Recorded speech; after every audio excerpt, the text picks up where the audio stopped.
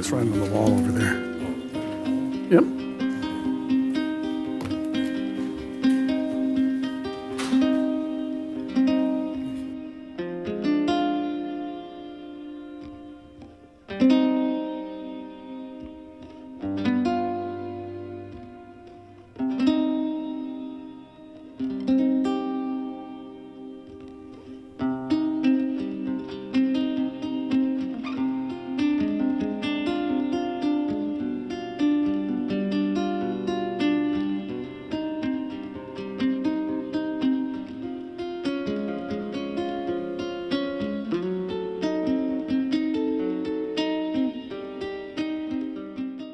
I am calling to order the March 17th, 2026 regular meeting of the Planning Commission.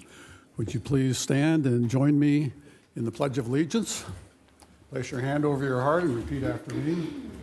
I pledge allegiance to the flag of the United States of America and to the republic for which it stands, one nation, under God, indivisible, with liberty and justice for all.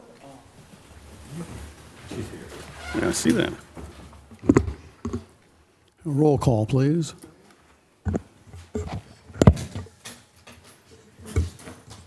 Commissioner Hirsch. Here. Commissioner McNally.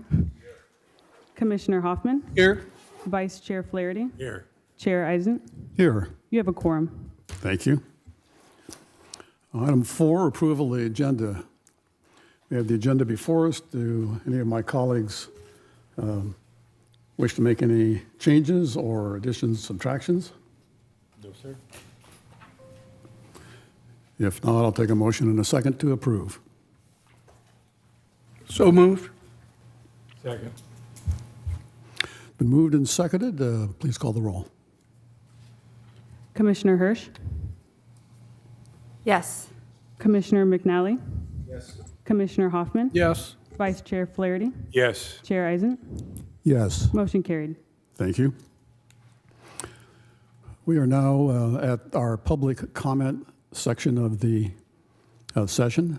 Now, this is the time for members of the public to address the Planning Commission on any items within the Commission's jurisdiction. Public's invited to attend and provide public comment.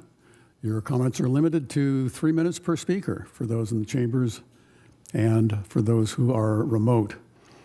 No action will be taken on the items raised in this oral written communications, except that we may take action, schedule issues raised for a future agenda. Speakers with comments regarding department operations are encouraged to submit those comments directly to the director. Members of the audience will have a future opportunity to speak on items pulled from the consent calendar if we do that under subject discussion. Now, we know that some of you are here for our first public hearing item. You can speak now if you wish, or you can wait until the public hearing, but you can't speak twice. You only get one bite at the apple. So use your 3 minutes now or use your 3 minutes later. So to begin with, does anyone please come forward and state your name for the record, and then you have 3 minutes. Just want to confirm this is for the CUP 2504. The public hearing, yes, is. This is just general public comment now. Great, thank you. Good evening, commissioners. My name is Liz Brubaker, and I am the adjacent property owner at 683 5th Street. I want to focus on two critical issues that go to the core of whether this project will legally be approved. First, the applicant has failed to demonstrate a verified coverage gap. The staff report relies entirely on Verizon's gap identification and coverage solution report. There does not appear to be any independent engineering verifying performed by the city. Under the Telecommunications Act of 1996, the applicant has the burden to demonstrate two things. Under one, that a significant gap in service actually exists, and two, that the proposed facility is the least intrusive means to address that gap.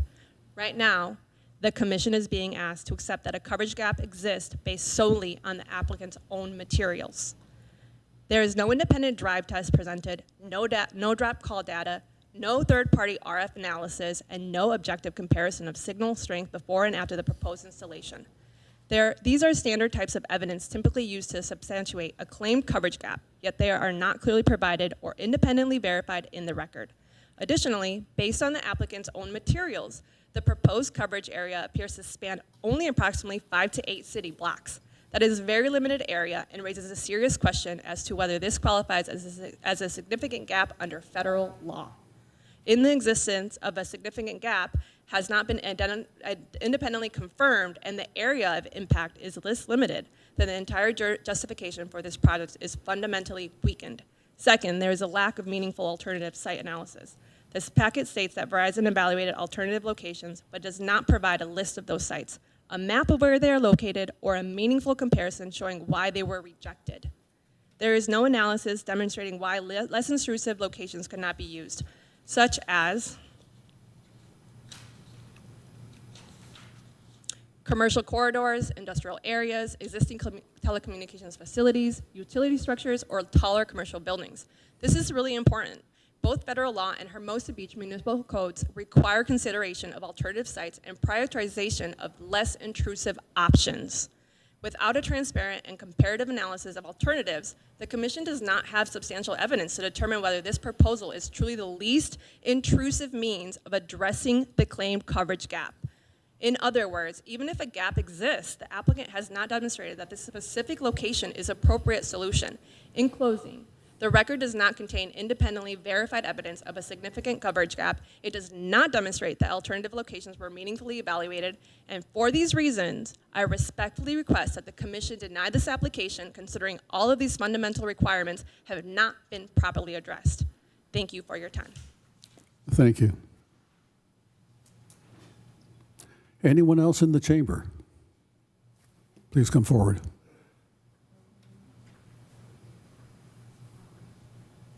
Good afternoon, Commissioners. My name is Robert Brubaker. I live at 683 5th Street. I want to focus on a couple simple points. First being the project that is not considered a small installation. It includes 9 antennas, multiple radios, equipment cabinets, and a rooftop structure nearly 600 square feet. That is a large setup, not a minor addition.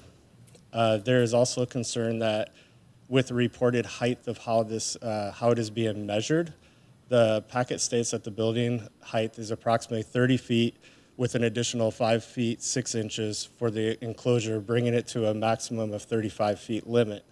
However, based on the site conditions and the fact that this property is on a slope, it is unclear if the height has been properly measured from average grade as required. If measured correctly from average grade, the actual height may be closer to an exceed 33 feet before adding the enclosure, which raises concerns about compliance with the SPA 7 height limit. But the packet does not show any real comparisons to other options. Today, many networks use smaller solutions such as small cells or pole-mounted equipment, especially near homes.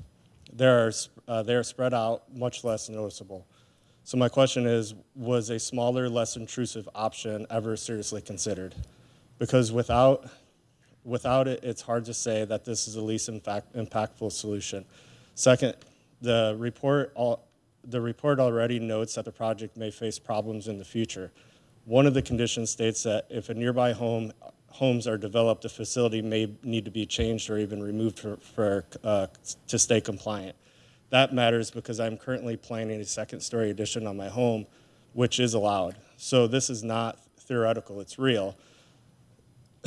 If this project might not work once the surrounding property is developed normally, then it raises a big question. Is this really the right location in the first place? In closing, this is a large installation next to homes without clear proof that better, smaller options were considered and with known future conflicts. I respectfully ask that you take a closer look before approving this. Thank you. Thank you. Anyone else in chambers wish to come forward? Please come forward. Hi, I'm Jennifer Duffy. My address is on 5th Street. I am one lot over from the proposed conditional use permit that's proposed. And I'm here to talk about, I hope all of you have read the report. It's an extensive report. I believe Ms. Laughlin drafted most of it. There are some glaring errors. I urge all of you to look at the errors and determine if you have enough that's substantial and substantial evidence to uphold a finding that you're going to approve of the installation. And the reason I ask you to take a good hard look is not only does it affect the residents who are nearly surrounding the location that the Planning Commission has chosen, but and it affects the residents. It's a very unusual proposition that the Planning Commission is coming up with. But also, you're looking at a very long tail of litigation. I'm a complex litigator. That's all I do every day, all day. I'm not going to stand by while the Commission takes action on a report that is insufficient and has some really glaring lack of substantial evidence. There are 7 factors in Hermosa's own municipal code relating to wireless facility locations, and all of them are mandated. I urge you to look at your own code section 17.40.170D, indicating that there are preferences that shall be given to sites not adjacent to residential uses.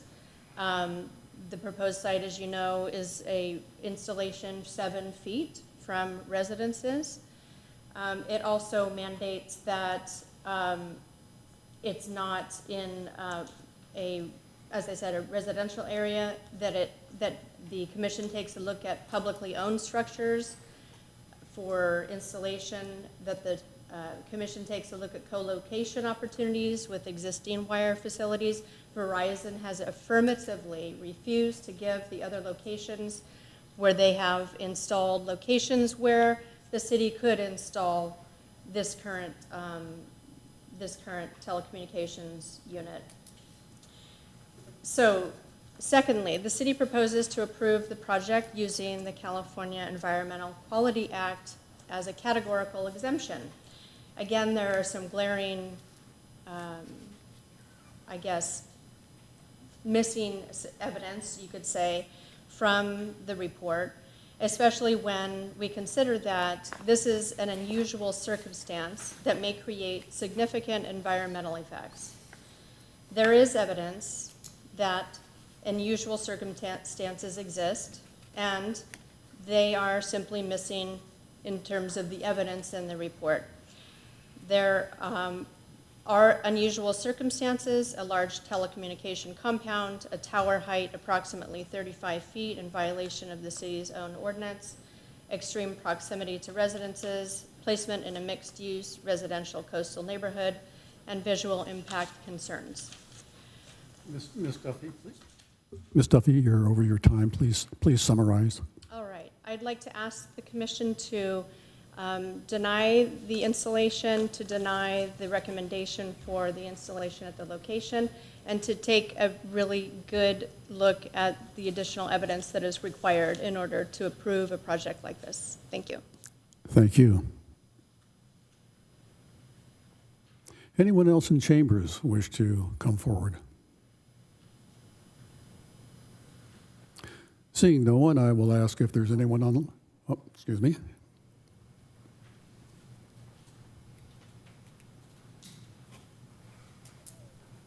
Hello, my name is Mike Nickel. I live at 833 5th Street and have 25 years with Frontier and Verizon and GTE.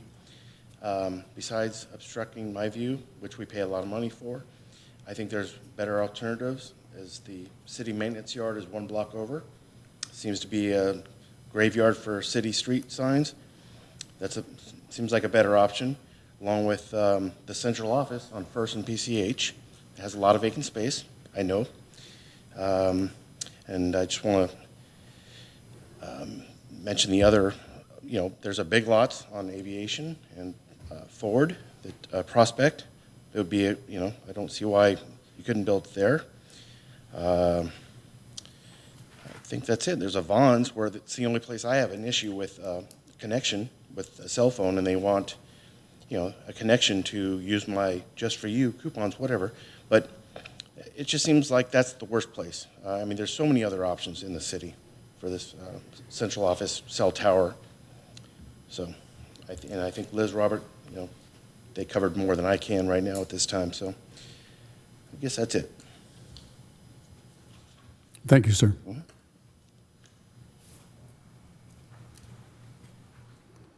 Anyone else in chambers wish to come forward? Okay, I now will ask, are there any hands raised online? There is one hand raised. Laura Pena,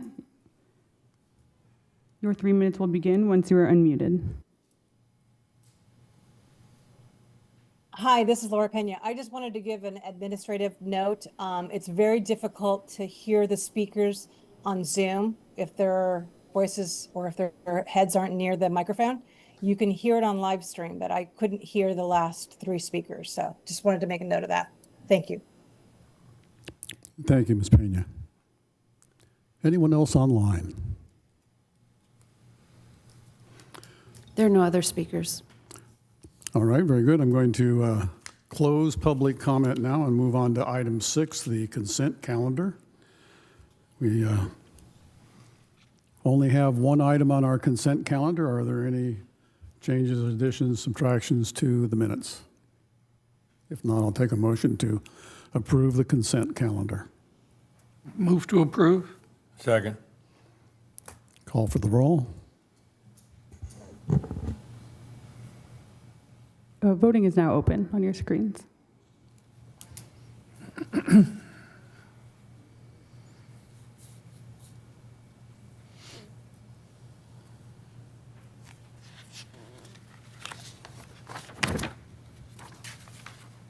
Just 3 more votes. I can do roll call if you're. Let's do a roll call if we're having technical difficulties. Yeah, it's not coming up. Oh, Commissioner Hirsch, Yes. Commissioner McNally, Yes. Commissioner Hoffman, Yes. Vice Chair Flaherty, Yes. Chair Eisent. Yes, Motion carried. thank you. It did now come up, by the way. It's just a little delayed. Yep. All right, moving on to public hearings. First of our public hearings, and this is location 725 Fifth Street. The proposal is to adopt a resolution approving a conditional use permit, CUP 25-04, to construct and operate an unmanned wireless telecommunications facility, Verizon Wireless, on the roof of an existing building at 725 Fifth Street, and for CEQA to determine that the project is categorically exempt from the California Environmental Quality Act. May we have the report from staff, please? Assistant Planner Dee Dee Tran will provide the staff presentation this evening. Okay.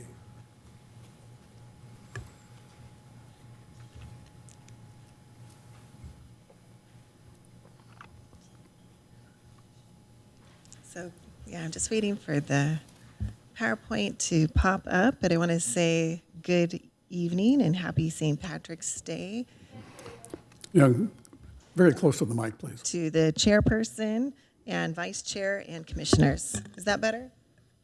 Okay.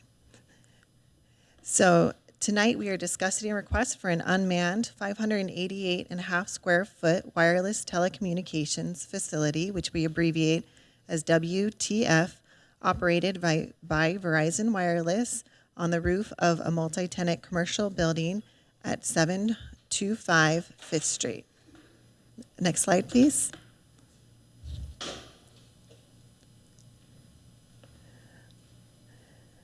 And this is location, as you can see, with the multi-tenant building. There are 2 driveways, and it's currently an auto repair shop, offices, and a CrossFit.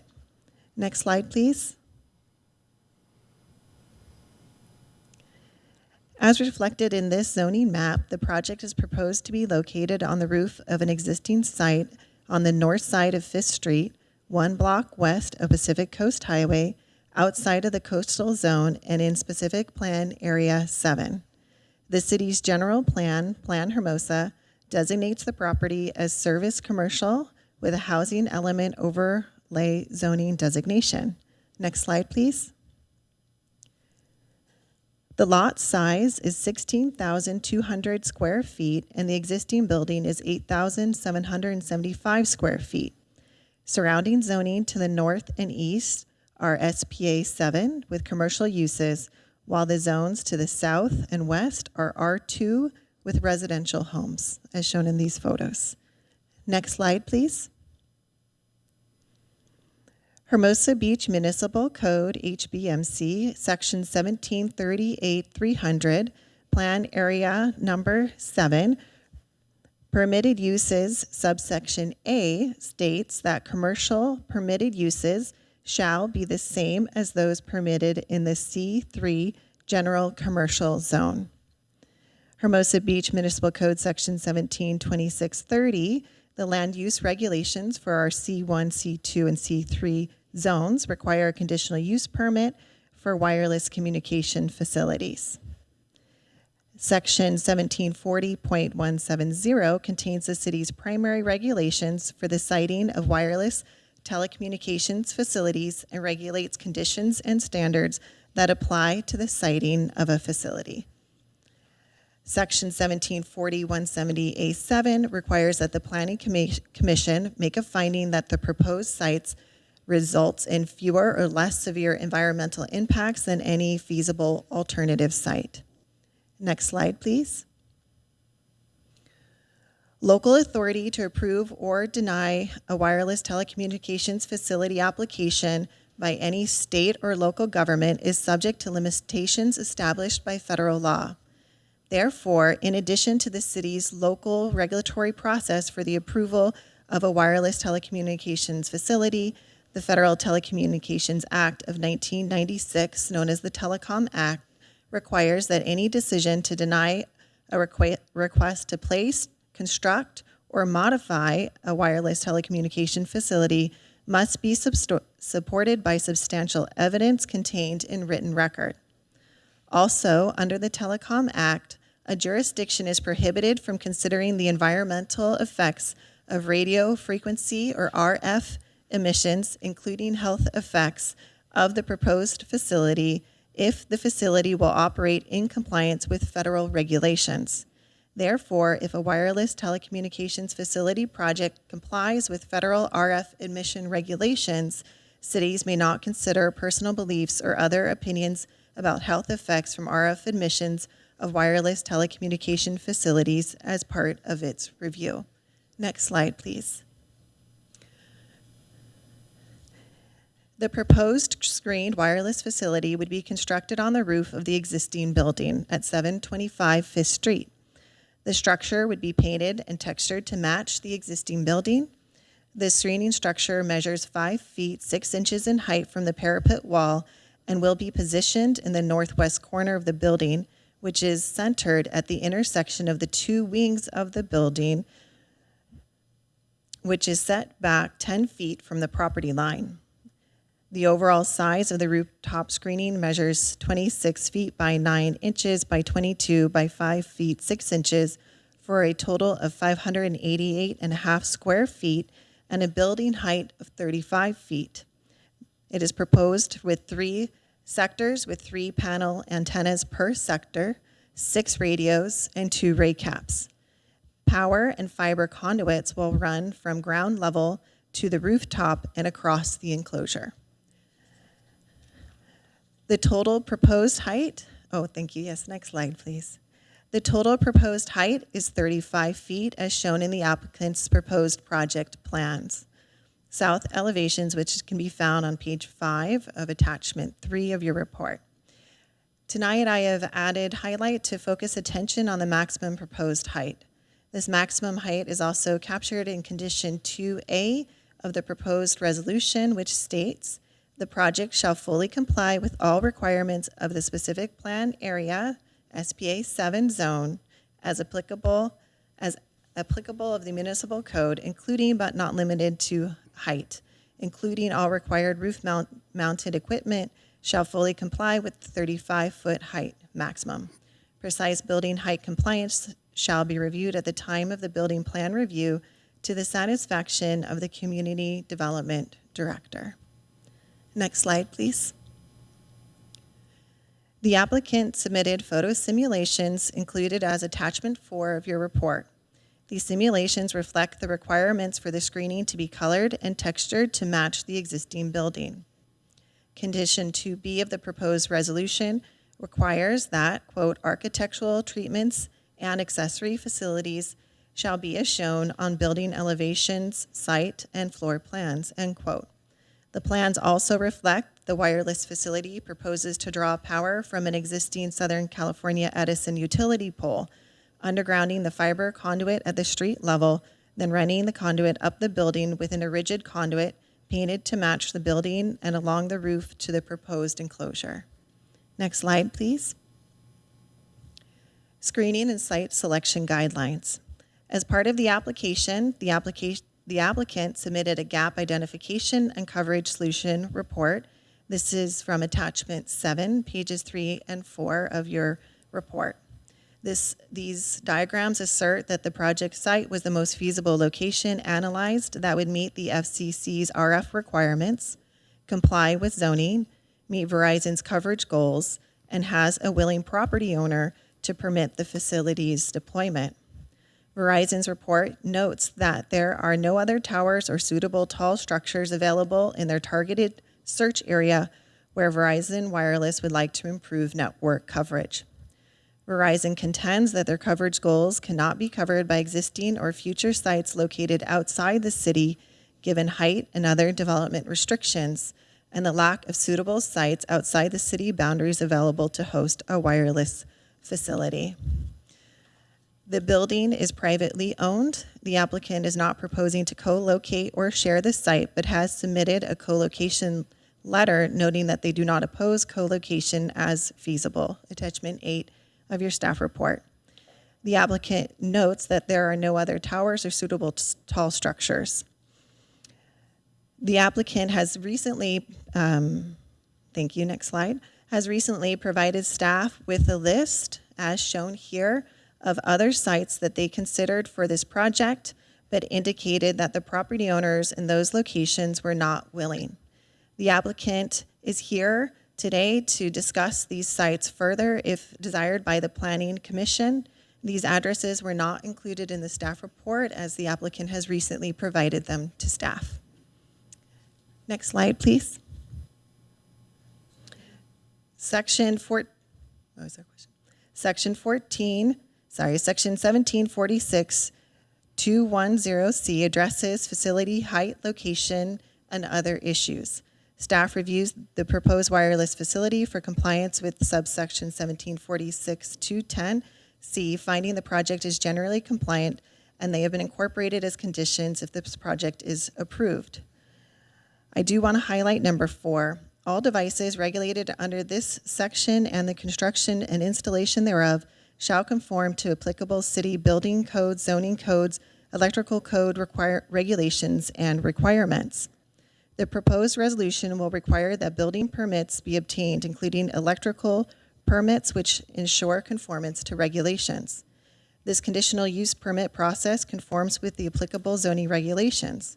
Although the city is limited in regulating the placement of wireless telecommunication facilities due to RF emissions, if RF emissions have been complied with, the applicant has submitted these figures in attachment 6, which are pages 4 and 5 and figures 2.1 and figure 3 on your screen to demonstrate the RF emissions as they impact the adjacent residential homes.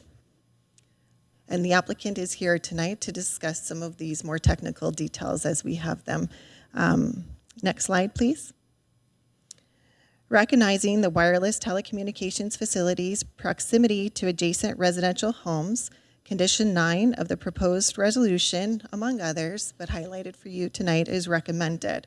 And it is up there on the slide, although it is lengthy, I'll summarize. Compliance with applicable laws and RF emission exposure limits. This permit is not granting the permittee any rights to make any portion of the adjacent properties inaccessible to the general public or to hinder future lawful development of adjacent properties as a mitigation measure to ensure the wireless facility will comply with laws applicable to human exposure to RF emissions absent agreement from the adjacent land owner. If the community development director finds good cause to believe that the wireless facility is not in compliance with any laws applicable to human exposure to RF emissions, the director may require the permittee to submit a written report signed by an RF engineer under penalty of perjury that the installation is operated. Ma'am, I'm sorry, the staff is making a presentation. But they're proposing new evidence that we had no notice of and we had no opportunity to comment on. So if you'll allow me another 3 minutes and an opportunity to review the new evidence that they're bringing in, then Ms. Brubaker, I gave you a choice. I said you could either comment during the general comments or you could comment during the hearing. You used it up, so you need to find someone else to present your points. You need someone else to present your points. You've already had your chance to testify. I gave you the choice. You already made it. So find a neighbor, find someone else in the audience to ask your questions. okay, well, can you strike the evidence then? It's I'm not, making a motion to strike the evidence in the hearing. ma'am, you have no standing here. Please sit down. Okay, what are we going to do about the new evidence this weekend? I suggest that you consult with someone else in the audience, share your objections or concerns, your observations after that presentation, and they can testify. That's a method for you to get your objections on the record. Yeah, I mean, it doesn't seem reasonable. Did anybody suggest anything else from the commission, any other vice chairperson? Anybody else, city attorney, Mrs. Laughlin, can you suggest another avenue that we can address? Ms. Brubaker, if the attorney has a different suggestion, I would be happy to hear something different than mine on how you can testify, but you yourself cannot do this because you used up your opportunity. I'm not testifying, I'm objecting to evidence. I understand whether you Ms. are. Duffy, would you please sit down? You've been asked to sit down. We're in the middle of a public hearing, and the staff is providing the presentation. Following the presentation, the applicant will also have a presentation, and then the commission will deliberate. You're inserting comments at an inappropriate time, given the way that our meeting runs. So if you would kindly sit down. When will be the opportunity to object to evidence presented? This isn't a legal proceeding in the way that you might imagine, and I would ask you to please sit down. I could always see if there's a security person to have you removed.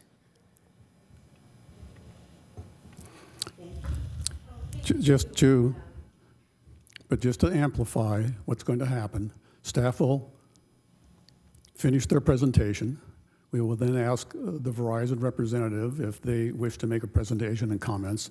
Then after that, we will open it up to the general public. The general public being anyone in the audience here who has not already testified or anyone online. So again, I understand your concern. I'm offering an avenue, and that is listen to the presentation, listen to Verizon, then take your objections. Find someone in the audience who's willing to act as a surrogate, but you, Mr. Baker, have used up your opportunity. I'm sorry, Ms. Duffy, excuse me. My apologies, Ms. Duffy. Please continue with the presentation.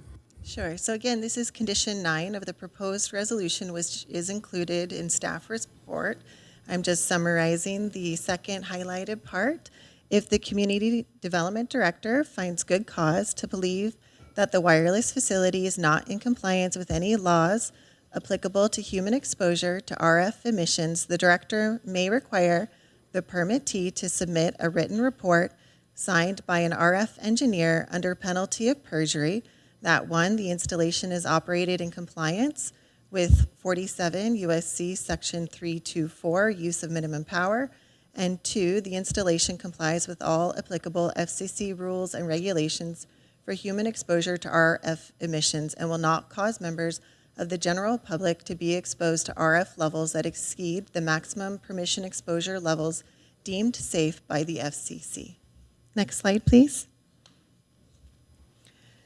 Additionally, a conditional use permit may only be approved or conditionally approved with positive findings can be made, and all the findings pursuant to Hermosa Beach Municipal Code, Section 1756050, A through E, which are contained in the staff report and enumerated in detail there.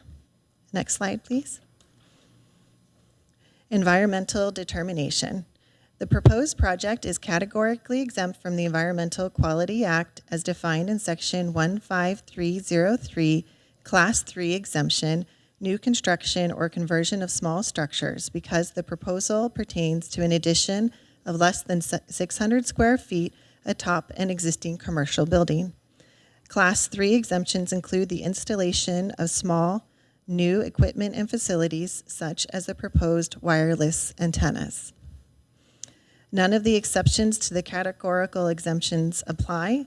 The project is not located in a particularly sensitive environment as it is developed at its over 8,000 square foot commercial building, nor will the project's location impact any environmental resources of hazardous or critical concern. The project will not result in a significant cumulative impact of successive projects of the same type in the same place over time, or have a significant effect on the environment due to unusual circumstances, or damage a scenic highway or scenic resources within a scenic highway, nor is location identified in the Hermosa General Plan as a prominent public viewpoint. This site is not located on a hazardous waste site and will not cause a substantial adverse change in the significance of a historical resource. And then there is one typo that was in the staff report that said that there's no alterations to the existing wireless facility, and that should be commercial building, so that change is reflected there. Slide 16, next slide, please.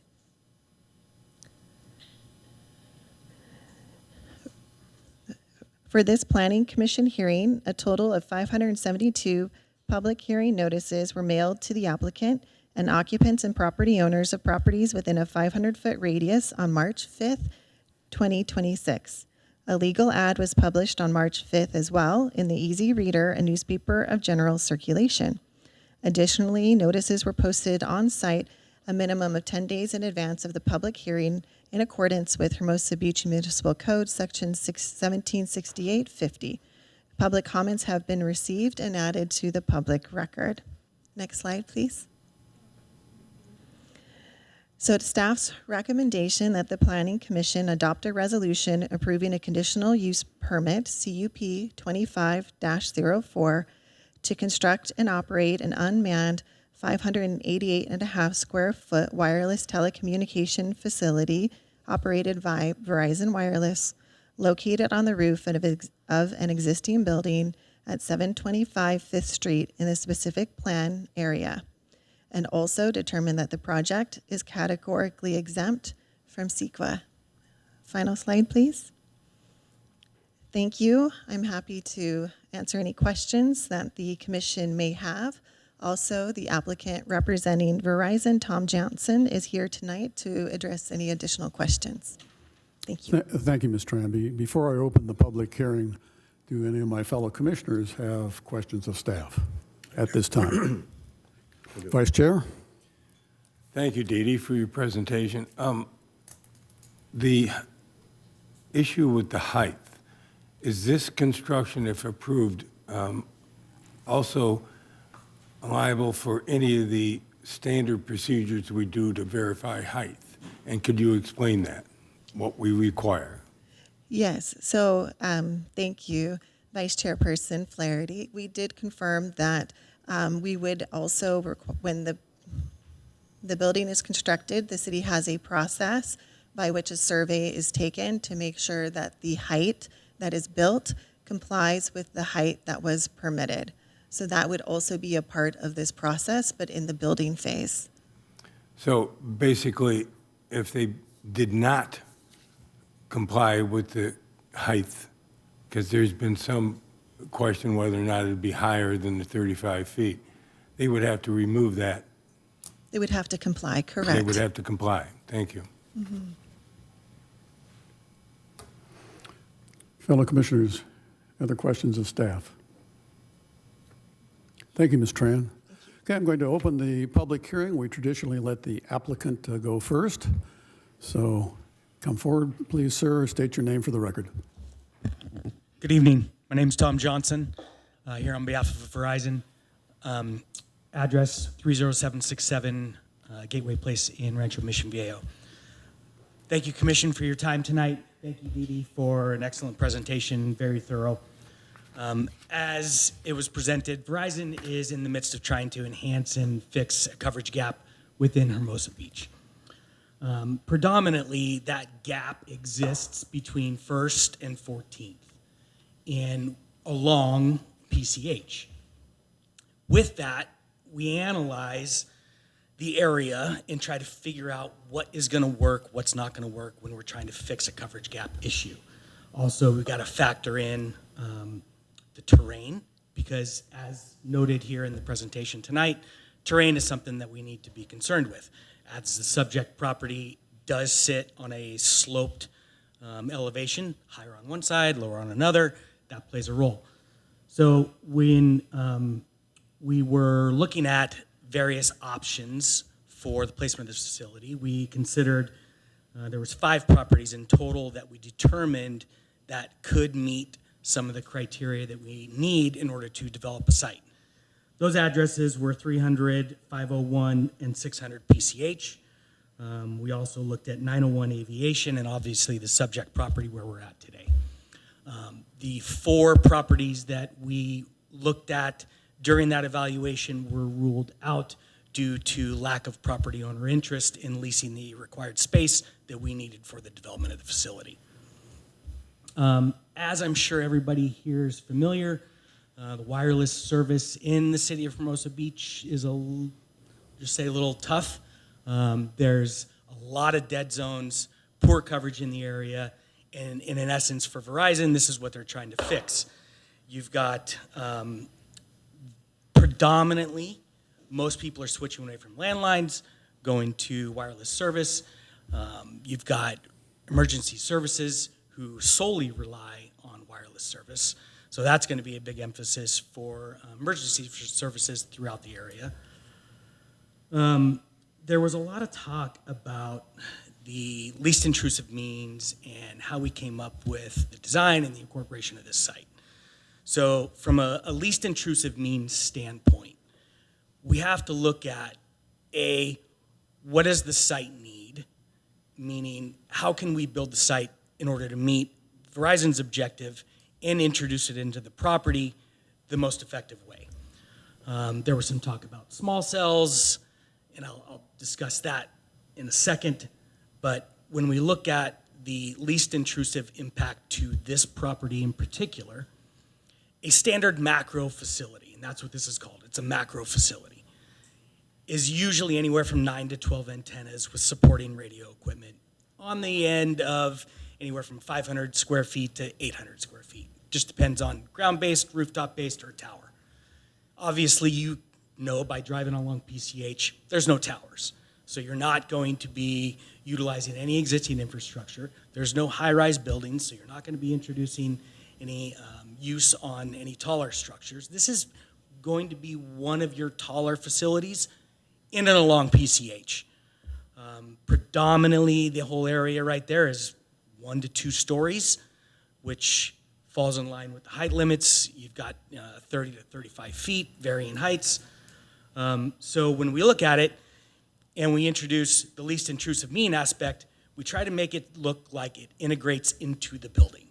That's where this design is. If you go back to the photo simulations that were provided, you will see that it looks like it's a part of the building, and that's the intent. So that anybody driving by, walking by, looks at it and has no idea that that's a wireless facility. Small cells. Let's talk about that for a second. So there's a big difference between a small cell facility and a macro facility. Small cells are designed to enhance coverage to a very small geographic area, literally like an intersection, not cover a footprint such as what we're trying to achieve here between fixing that gap along 1st to 14th and along PCH. The call volume that a small cell facility can handle is also very limited. Can't handle the data traffic that these facilities are put up against. I mean, obviously, PCH is a very heavily trafficked road, would not handle the capacity that a small cell would offer. EMI. I thought that Dee Dee did a very good presentation on what the emission standards are, what the FCC guidelines are, and the FCC states very clearly that so long as the carrier meets the standards set by the FCC and our reports validate that we are in compliance, then the municipality, such as Hermosa Beach, cannot render a decision one way or the other because we do comply under the guidelines. And as such, noted in the presentation, this facility does comply under the FCC regulations.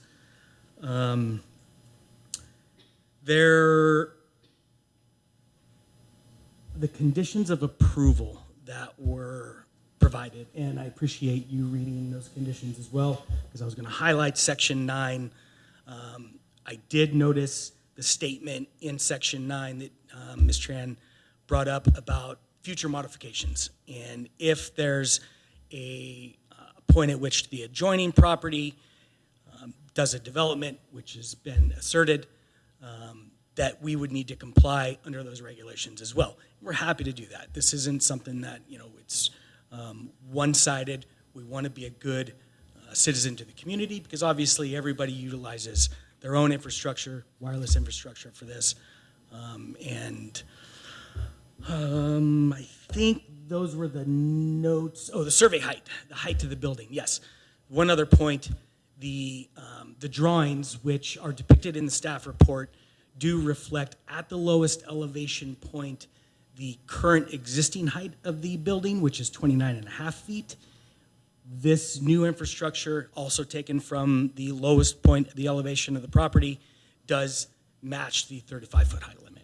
I'm happy to take any post-survey construction details to validate that as well. Open to questions.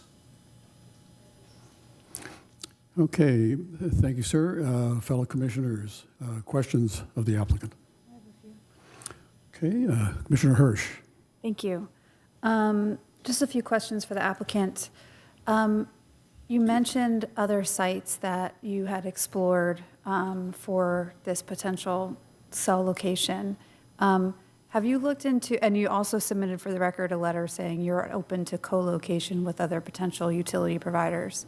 Have you explored opportunities to co-locate at other sites that already exist with these types of towers? And are there any in the area that could close this rising coverage gap? So there's 4 sites right now that basically feed the perimeter. I don't know if that is on a slide or not. But there's 4 sites that feed this area for Verizon. Hence why this little strip right here is the dead zone.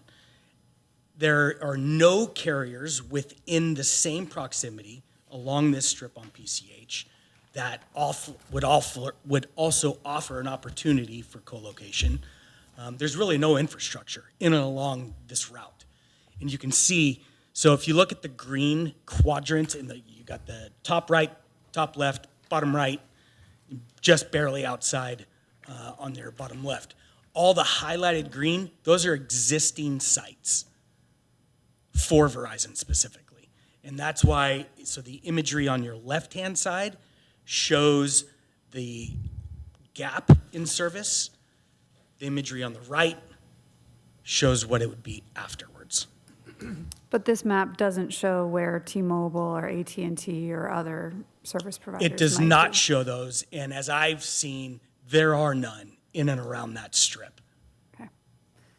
Another question. How did you pick the proposed location within this site for these towers? You have them directly adjacent to residential when it's a pretty deep site with another property line closer to PCH. Why not locate it there? Yeah, so the problem with everything along PCH is you do have a commercial route, and then just behind that, you're abutting residential. So it is a very tight corridor, and unfortunately, with that, you are going to be met with some challenges. The we tried to look at alternatives that, like the addresses that I pointed out, that would be more feasible. Unfortunately, those properties were not viable from a leasing standpoint. My question was on this site specifically. You're located on the northwest corner. Why Yes. not locate the towers on the northeast corner of this site? So the northeast corner is, I'm just going to say 8 feet, maybe 10 feet lower in elevation. You will not, so if you look at the orientation of the antennas, you would be blocked by that side of the building. You need to be on top of the building in order to get the propagation. 2 more questions, if you guys will bear with me. The screening that you're suggesting Yes. around the structure, is that actual CMU block, or is that going to be painted to look like CMU block? It's what's called FRP. It's a fiberglass material. And that's what allows, you can texture it, paint it, do whatever you, to match. Last question. You mentioned potential future development on the residential property adjacent.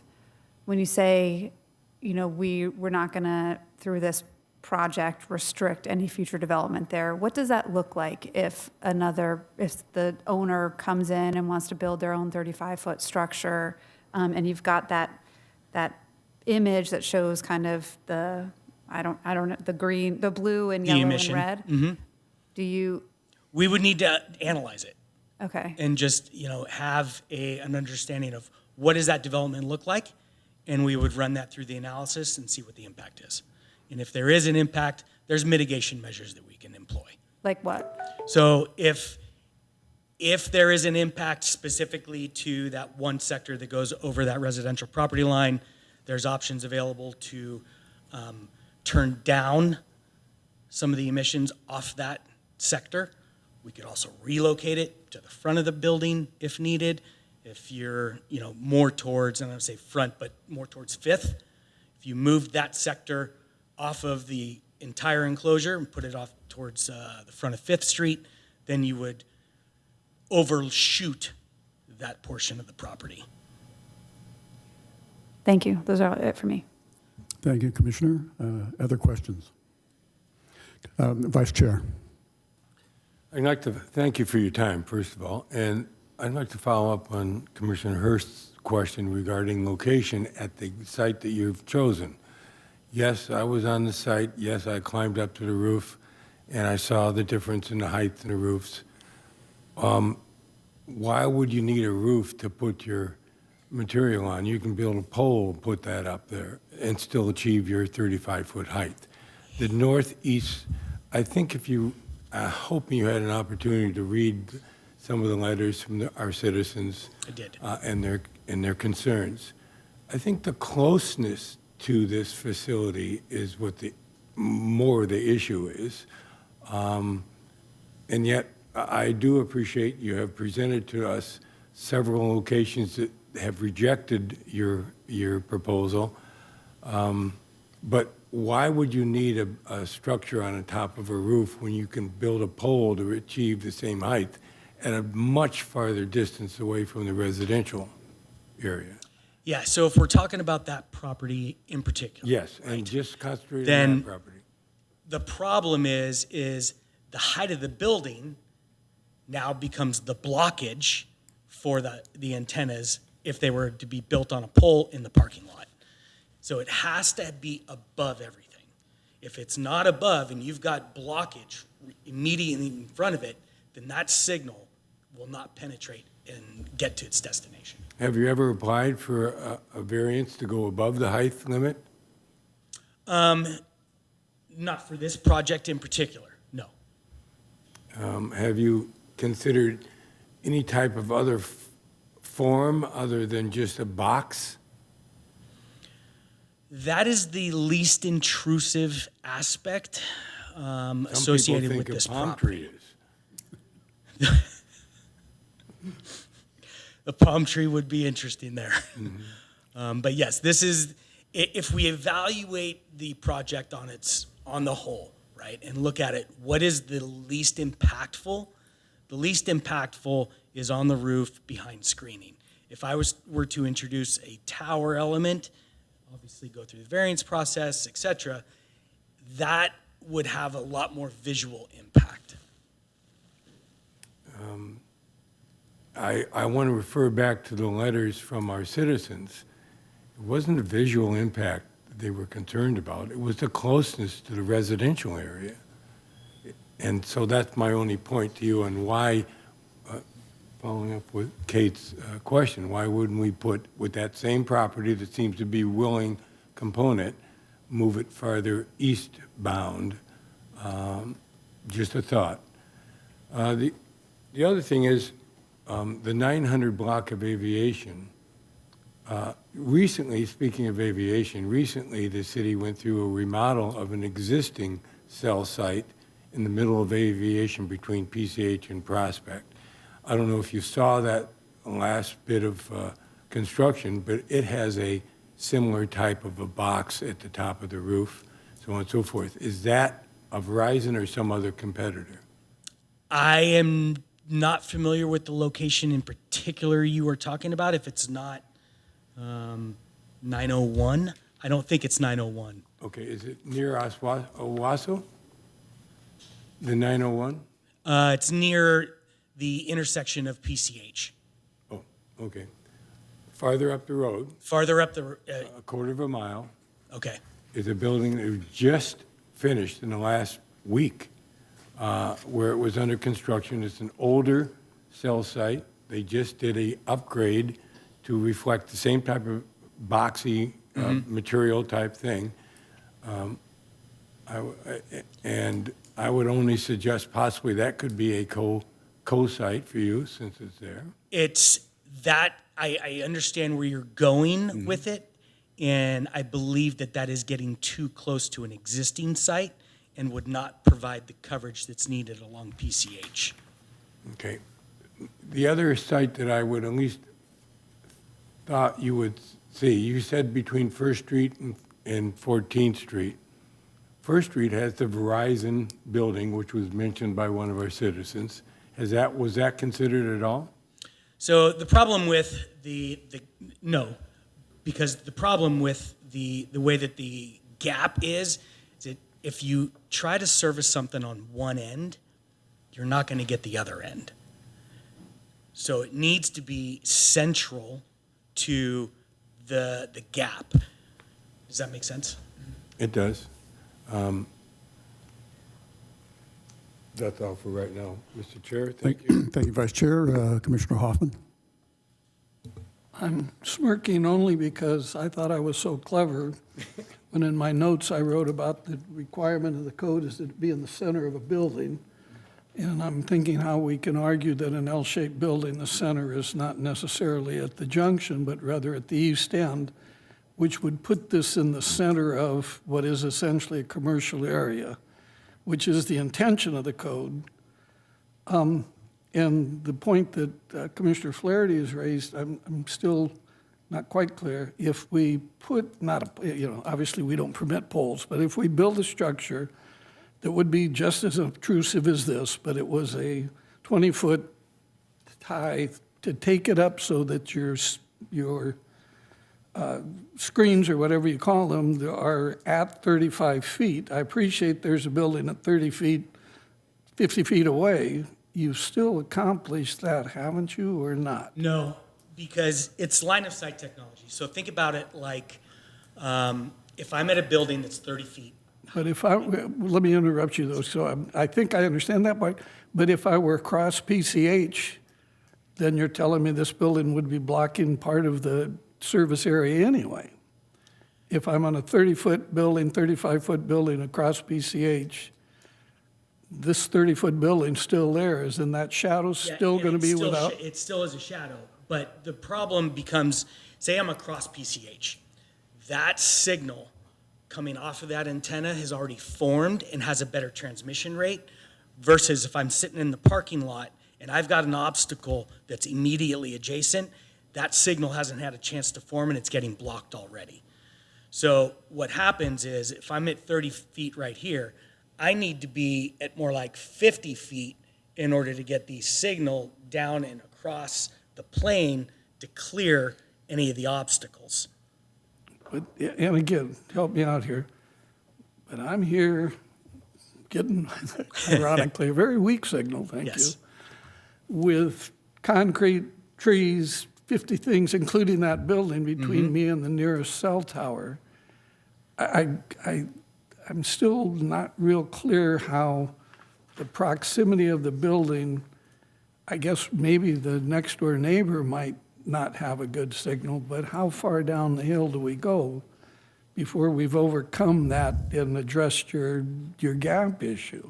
Yeah, we'd have to analyze a report on that and just kind of see what that really looks like. and But I again, mean, as you can see, just by sitting in here, you've got one bar of service, and I don't know what carrier you're using, but it's similar across the board. The buildings, trees, anything that is an obstacle along the way reduces the signal pattern. And the site that, and again, I don't want to be argumentative here, but the site where you are, right across there where we're proposed, right across the street is a full-height condominium or apartment building. That's not blocking your signal then to the south? No. To the south. You're talking about the three buildings right across the street. Yeah, right across the street there Yeah. are. Yeah, because that signal, at least, so if you go back to the map that identifies the layout of the antennas, there are not antennas directly pointed across the street at those three buildings. Okay. All right, thank you. Thank you, Mr. Chair. Thank you, Commissioner. Commissioner McNally. Yeah, I have a question. This is a little off, but you caught my attention. You said that this would be an important aspect for emergency services. So I know that AT&T is FirstNet's primary carrier.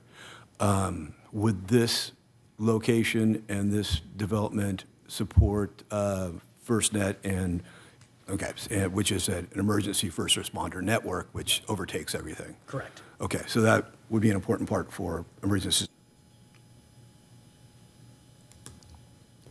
Anything else, Commissioner?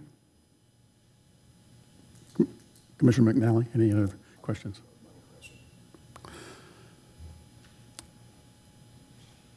I'd like to pursue or build upon my two fellow commissioners. So you have the northwest corner where this is being located. I think it's been suggested that could we not pull it back and put it on the northeast corner, but you still have the same 35-foot height. You wouldn't have a giant smokestack. You would perhaps have, I don't know what, palm trees or something else, but it would be some sort of a tower. So is it your position that whatever that is, 75 feet further east is going to impact the signal that's going to run into the top of the building on the west end? Is that your supposition? Correct. And so you've got, obviously, depending on the placement of the facility and how that lays out with any obstructions along the way, but yes, in theory, that is how it would play out. On top of that, so not only do you have the tower footprint, right, which typical caisson's 5 feet in diameter. You've also got the radio cabinets. So you're talking about maybe introducing a 500 square foot impact to now a ground-based facility for an area that has a dozen parking stalls that would now not be compliant under their certificate of occupancy because we'd have to take parking. Why can't this all be done on the roof, the northeast corner of the roof above the CrossFit studio? You're talking about a pole on the roof as well? I'm talking about, let's say it's a four-legged structure. What would be the proper? Pardon? A tripod. Either 4 feet or 3 feet, but yes, it's think of an oil well, and it's on that northeast corner, and you have perhaps all the cabinetry sitting down on the roof, and the wires then run up to the actual antennas that are at the top of this structure, which is at 35 feet.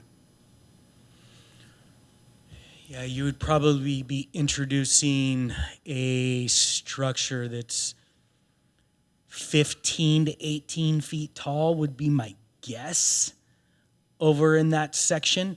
Obviously, that's not something that's being considered as part of this application. That would have a significant structural impact to that building, both weight load, wind load, occupancy, because it would have a very severe impact. Yeah, Vice Chair.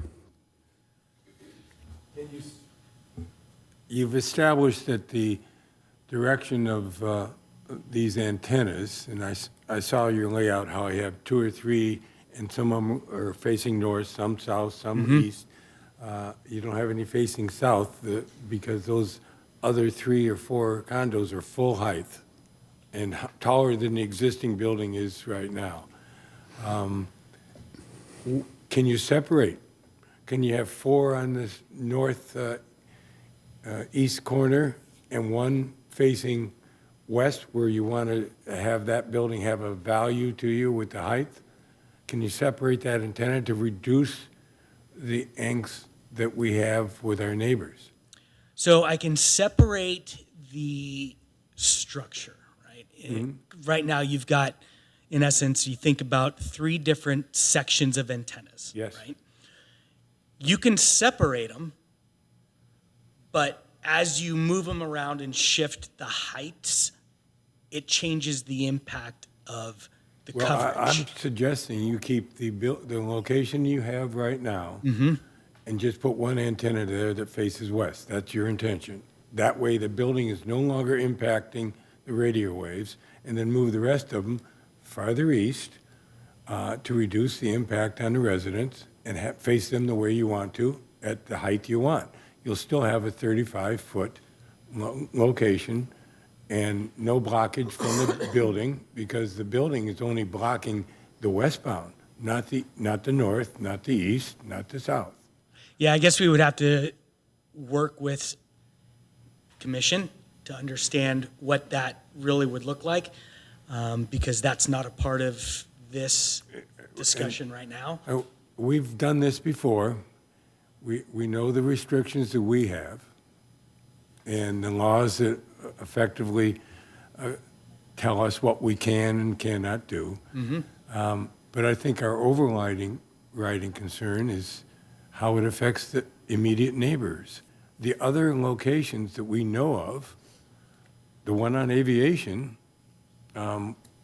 is far enough away from the neighbors that there were literally no complaints. Right, and granted, different scenario, different spot, different time, right? This obviously this application is different. Again, though, it meets the code, it meets the federal regulations, so it aligns with all the requirements that are needed for an approval. Thank you. Appreciate your time. Commissioner Hoffman. If I could follow up on this, I guess I don't want to say the 3 minds are thinking alike here. In my vision, I'm thinking of the towers that were oil wells in Beverly Hills that were encased in buildings that looked like miniature skyscrapers. I'm envisioning here a box that's 20 by 10 or 20 by 20 or whatever it is, that's 1 story high, so we're not adding square footage. It goes up to the 35-foot maximum, and suspended at the top of it are your array of antennas. Not a, maybe a monopole in the middle of it, but whatever. I'm not envisioning changing the aesthetics as much, but this is, just for the record, I'm just talking about aesthetics here, not about its impact on the adjacent people, since we can't. The aesthetics of moving it to the northeast corner is in fact to put it in the center of a commercial area.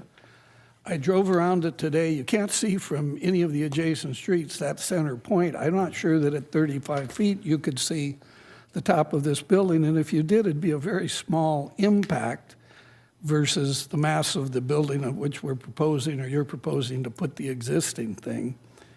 It seems to me like it's a real simple engineering problem to construct a 35-foot high platform over or on the roof of that building. If it's structurally, the building isn't designed for a second story, I can't imagine how tough it would be to put 4 piers on either corner and get it up in the air. Again, I'm not trying to be argumentative. I'm just trying to make sure that you and I and the rest of us are thinking about the same alternatives here.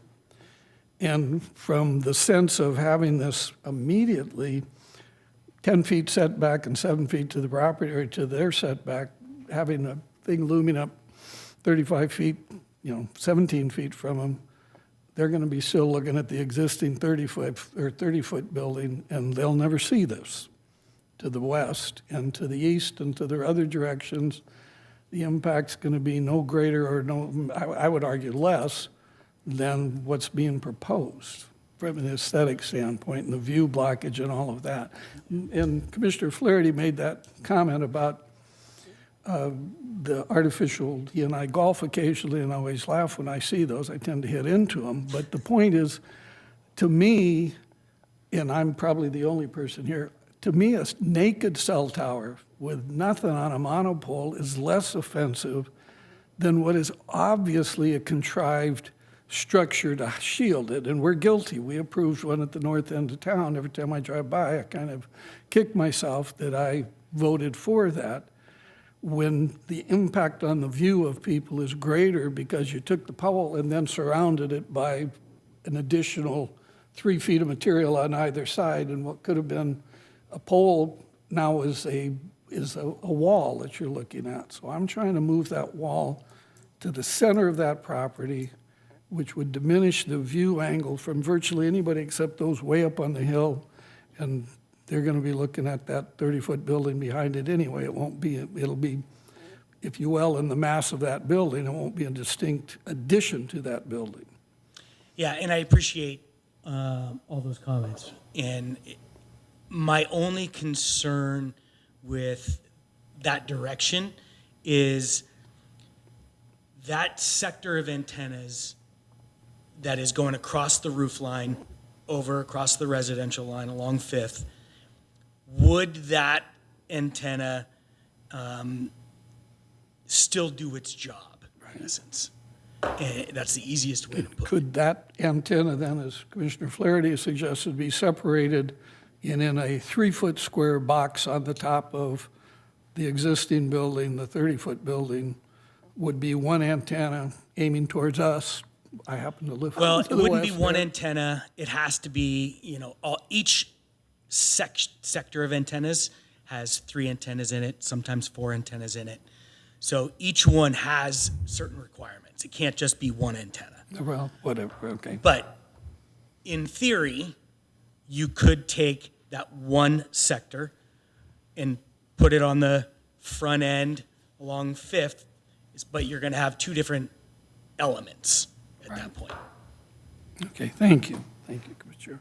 Any other questions of Mr. Johnson? Just trying to get my head around this. So the thought is, if we moved it to the east side of the building, which is over the gym right now, you could put a platform at 8 feet, raising it to the 8 feet. And at that point, because it's kind of out of view, you wouldn't need the FRP surrounding or, the building around it, which would probably reduce the weight load. Is that kind of what we're discussing? Yeah. Yeah, just trying to. All right, any other questions of Mr. Johnson? Okay, thank you, sir. Others who have not already commented or testified, anyone else in the room wish to come forward to comment on this particular public hearing item? So if you testified during the general comments, on this topic, you cannot comment now. That's what I mentioned earlier. You could either do it then or you could do it now, but you can't have 2 bites at the apple. Okay, going once, going yes, please come forward.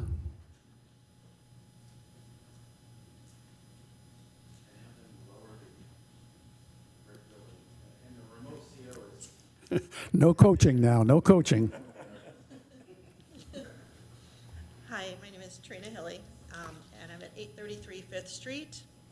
closer to the mic, please. Okay, sure. There we go. So I have a question for the Verizon gentleman. So he had mentioned that the Verizon CO wasn't considered on First Street, I believe it is, because it's too far away, but it's literally only 4 blocks away. And they're trying to cover 10 blocks. 14 blocks, I guess it would be, 1st to 14th. So I don't quite understand how 4 blocks is a big difference, because that Verizon CO that is manned is already their property, and it's probably not, it's not very close to residentials. So that's, certainly a consideration. I don't think it's going to take out anybody's view either. So I just wanted to put that out there for that consideration. Thank you. Great, thank you so much. Anyone else in the room who has not already testified? Seeing no one, do we have anyone online? We do. Dave Horowitz, when you've been unmuted, your time will begin. Thank you so much. Thanks for letting me express my concern as clearly and respectfully as possible. But when I purchased my property last year, and it was under the understanding that my view would not be obstructed in any way, and that understanding honestly was like a significant factor in my decision to buy, and I wouldn't have proceeded with the purchase had I known that this situation could occur. It's just concerning and frustrating that the issue has arisen because the change being proposed directly affects, my enjoyment of the home and the value of the property. So regardless of whether the height increase is a couple feet or 20 feet, any additional obstruction impacts the view that was represented to me at the time of buying my property. I'm also concerned just about the broader precedent that this may set. If the development is allowed to move forward, it raises the question of whether possibly, additional projects could follow, further altering, the character of the area and the expectations under which homeowners have lived here for years and purchased their properties. With all due respect to Verizon, which is a large and very well-resourced corporation worth billions, I believe the interest of individual homeowners should be given, really meaningful consideration. We're the heart and soul of this community.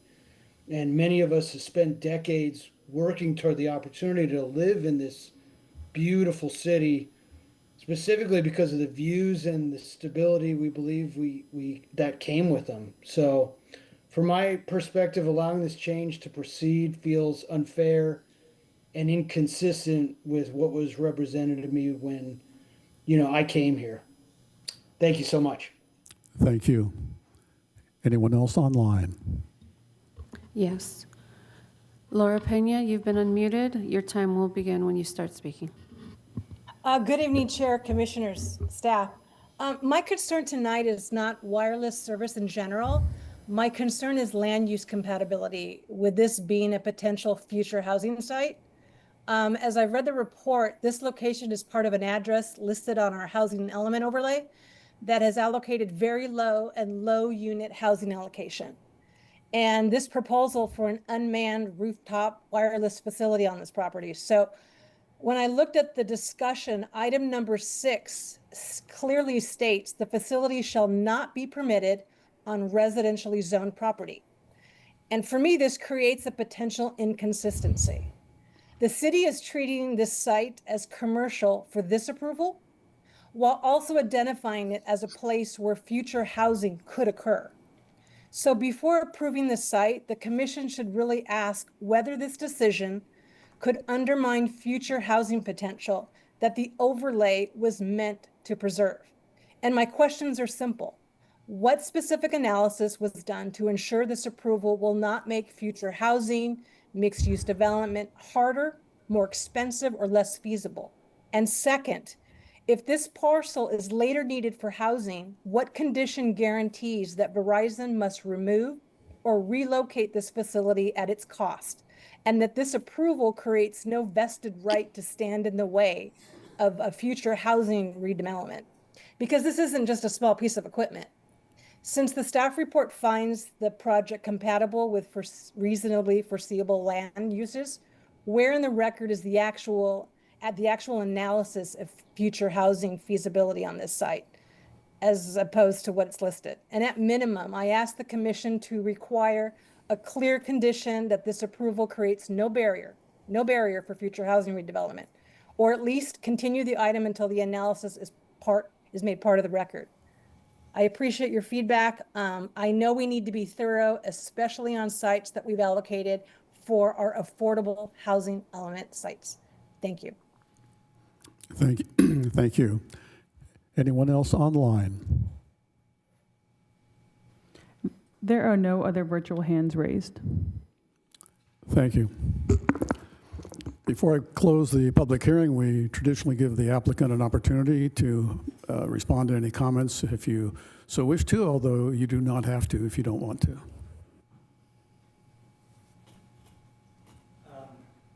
Just in closing, if there is a sentiment that this needs a continuance for further discussion, I know that we would be willing to entertain that. Thank you. With that, I close the public hearing and bring it back to my fellow commissioners for discussion and some sort of action.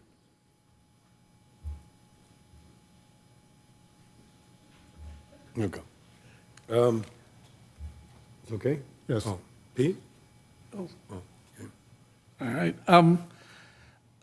Again, I think the first thing I would say, and I appreciate that this is, for some people, this is the first time you've been in front of us. And somehow this turned into an adversarial position when in fact, we're 5 residents. We represent you. This isn't us. We're not the city. We're 5 people who happen to live in the city. We are, I think in all of our cases, long-term residents.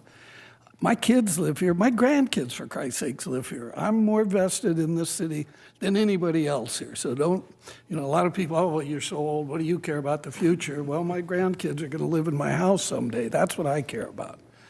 So I'm concerned about this, but here's the problem. And we've dealt with this. I've dealt with this. I think the fellow commissioners have dealt with cell towers before. We're playing NIMBY again. I hate to be so gross about it. If it doesn't go here, it's going to go somewhere. And it's going to be a different audience of 20 people who now have a cell tower in their backyard. And the FCC and the state and the city, it's permitted in the C3 zone. The question that Laura has raised is interesting. We may want to consider the implications of the residential overlay. But this is permitted in this zone. It's going to be at the height. The FCC doesn't allow us to discuss or to examine the radio waves and so forth. That's been certified by an engineer. It's typical that what comes in front of us is certified. We don't go out and double check the height of buildings. The licensed surveyors do that. And of course, we take their word for it. The building codes are enforced by our building department. We don't verify the structural elements. That's part of the reason that I think we're all stumbling a little bit. Well, what's the alternative? I can build a 35-foot shielded tower on the front of this building somehow, but don't ask me how. I'm sure it can be done. What I am concerned about, though, the things that were in my notes when I walked in here tonight that have been reinforced by what I've heard tonight, is that where it's located is even at the site that we have, or that has been, and again, this is in the city site, a couple of the letters that we got, the city is trying to do this, and the city this, and the city that.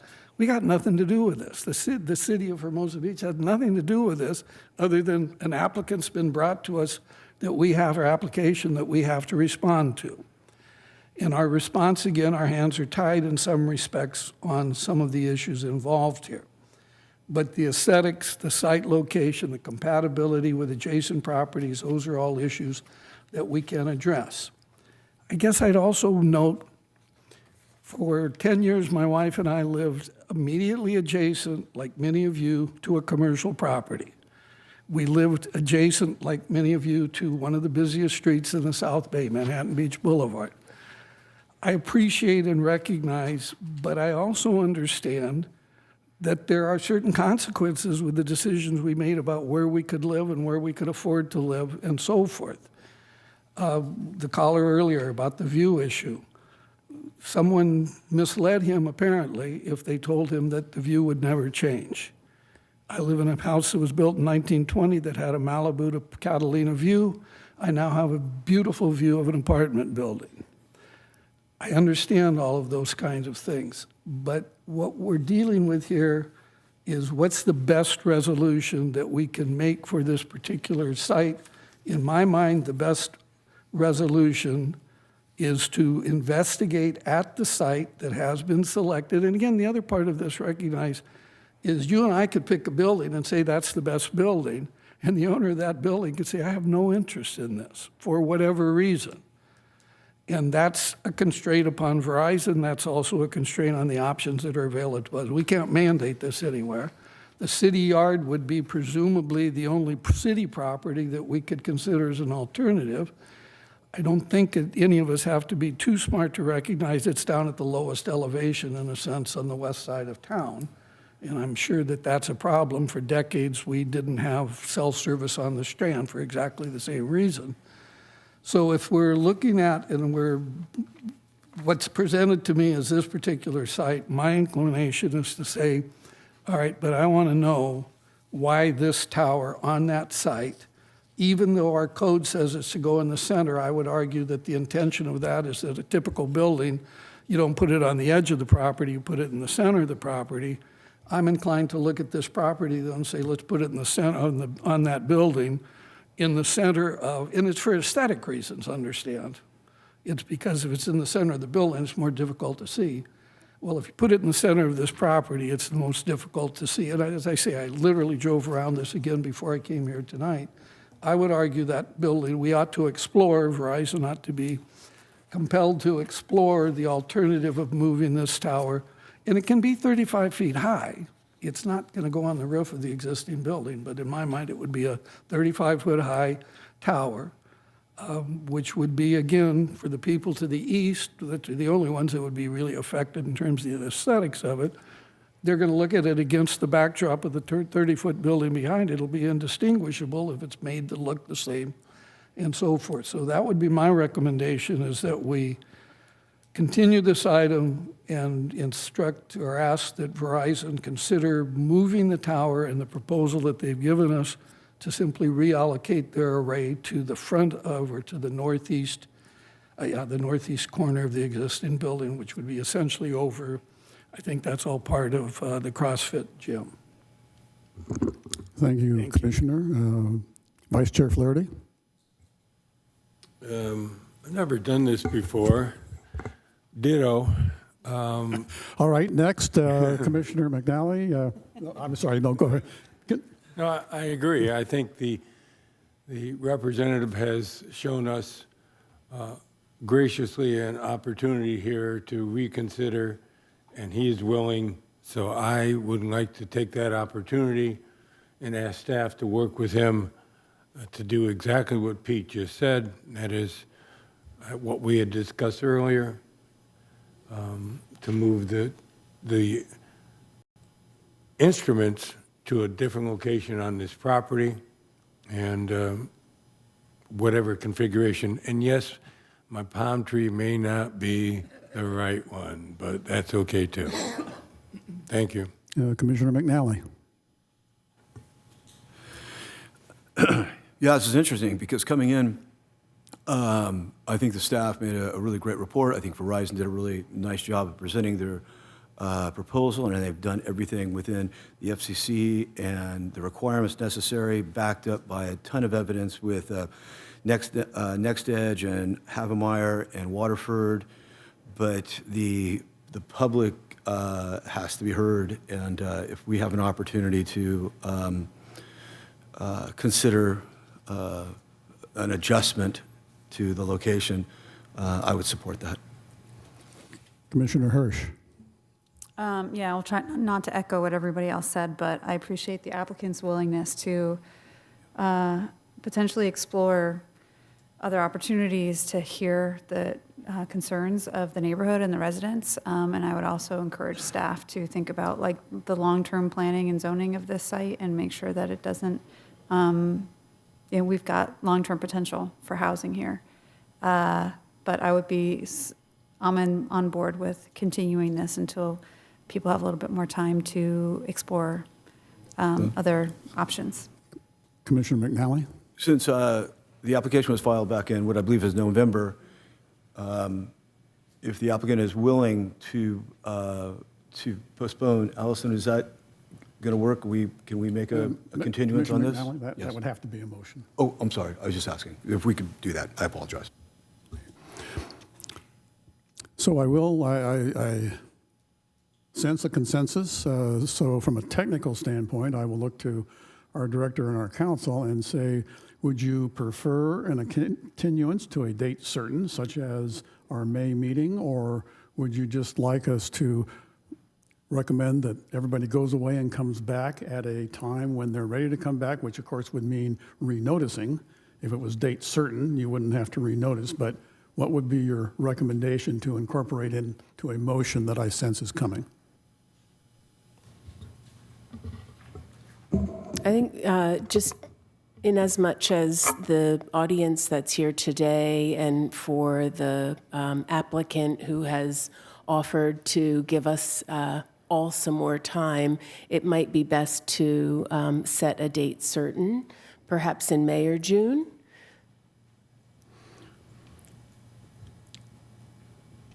Let's, so the public hearing is closed, but if the applicant wants to nod their head, would they prefer May or June? May. Thank you very much. Okay. I am willing to accept a motion for a continuance to a date certain, which is May 19th. The crux of this motion would be that we direct Verizon and staff to work together to consider alternative structures on the northeast end of the CrossFit building. Can I get a motion? So moved. Second. Okay, any discussion on the motion? Seeing none, please call the roll.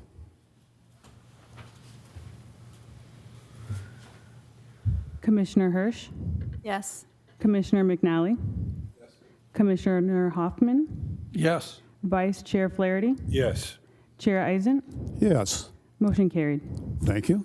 And thank you, everyone, for attending. We're going on to 7B, which is adopt a resolution to approve a lot line adjustment and variance at 1244 2nd Street. APN 4186-027031 and APN 4186-027030. No address in the single-family residence zone. Also to determine the project is categorically exempt from CEQA. May we have the staff report, please? Good evening, Chair. Dee Dee Tran will also be presenting this item for you. So thank you. Good evening again. So we'll just wait a moment again for our PowerPoint presentation to be before you. Thank you so much. Yes, please closer to the microphone. Sure. So this is to adopt a resolution to approve a lot line adjustment and variance at 1244 2nd Street, APN 4186-027031 and APN 4186-027030. There's no address for that property in the single-family residential zone. Next slide, please. Thank you.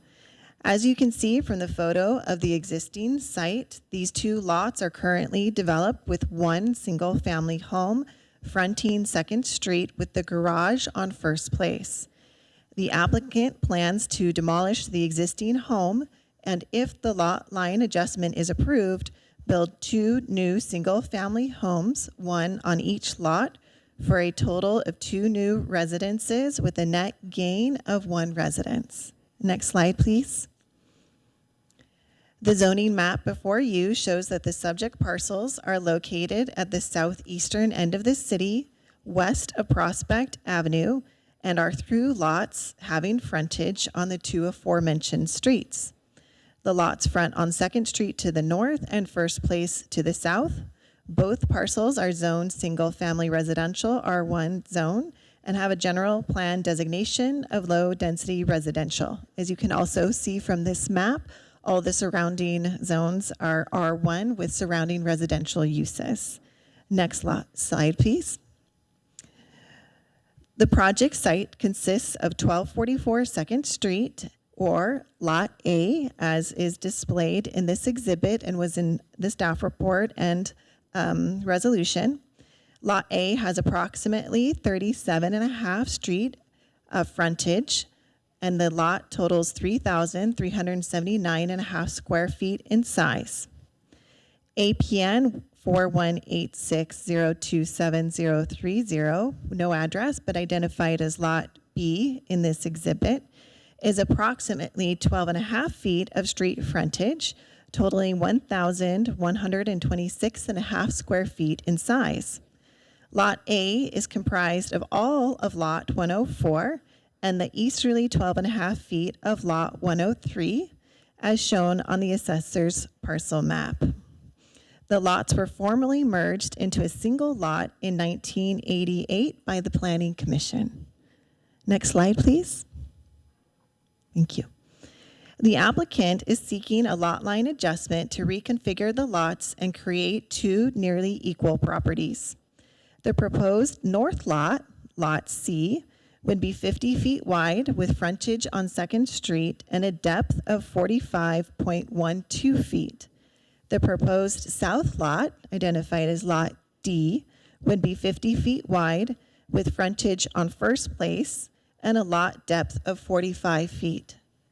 Lot C would be 6 square feet larger than Lot D at 2,256 square feet. The request is to move the existing north-south property line between the parcels and rotate it to an east-west property line to create two nearly equal lots to facilitate the development of single-family residences on each parcel. Next slide, please. A lot line adjustment is the process under which the State Subdivision Map Act that is used to change property lines between existing parcels. The process can be used to do a number of things, such as this, which includes altering the boundary between up to 4 parcels. A variance is required for this lot line adjustment request due to the size of the lots. Per Hermosa Beach Municipal Code, Section 17.08.030I, the minimum lot size for newly created lots shall be 4,000 square feet. Both properties are currently substandard to this requirement, and if the project is approved, both would remain substandard. However, the newly created lots will be evenly divided in terms of square footage, as you can see in this chart, and will facilitate the development of 2 new single-family residences.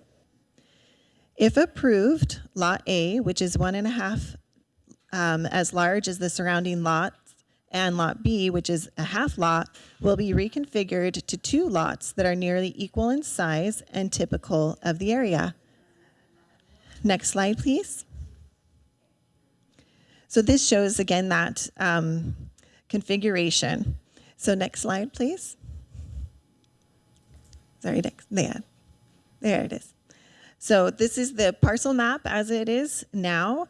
And currently the lots are vertically configured as through lots with that frontage on 2nd Street. As proposed, they will be oriented horizontally, making them interior lots with frontage on only 1 street.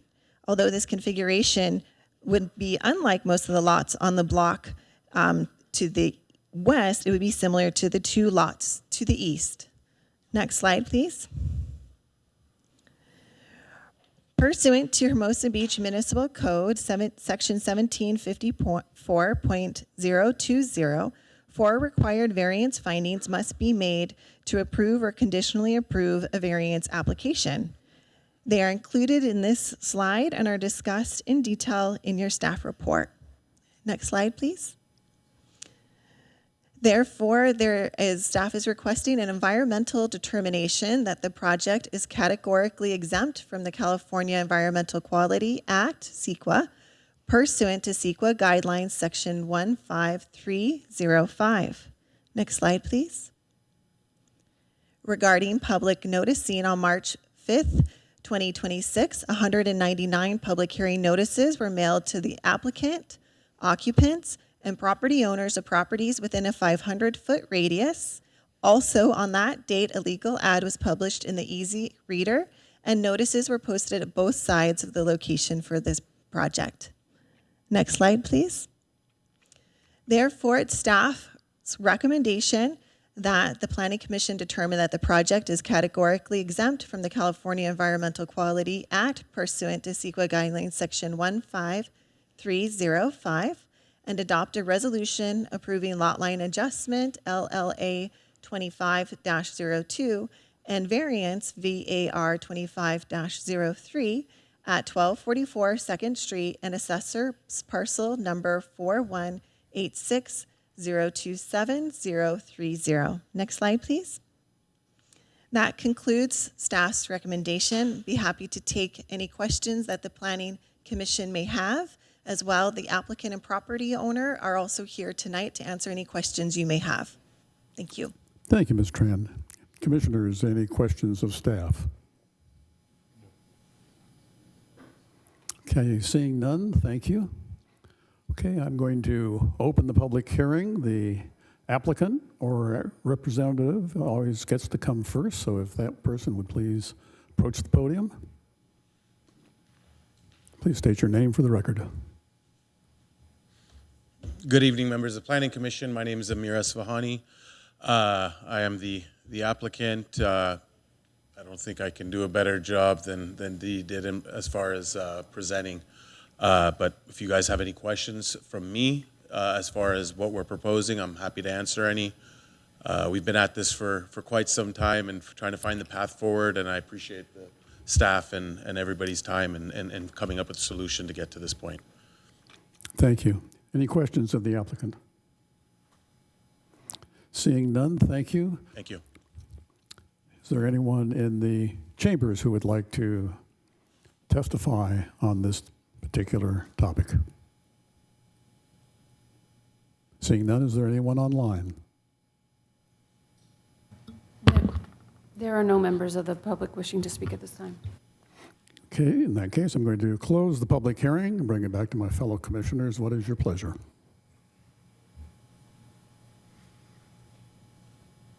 I'll start. Vice Chair. First of all, I'm very happy to support this resolution, and in particular, as you drive through the neighborhood, it is a very old neighborhood, both on 1st and 2nd Street. And as you can see on your zoning map, a good deal or vast majority of the home sites are 25-foot by 90-foot.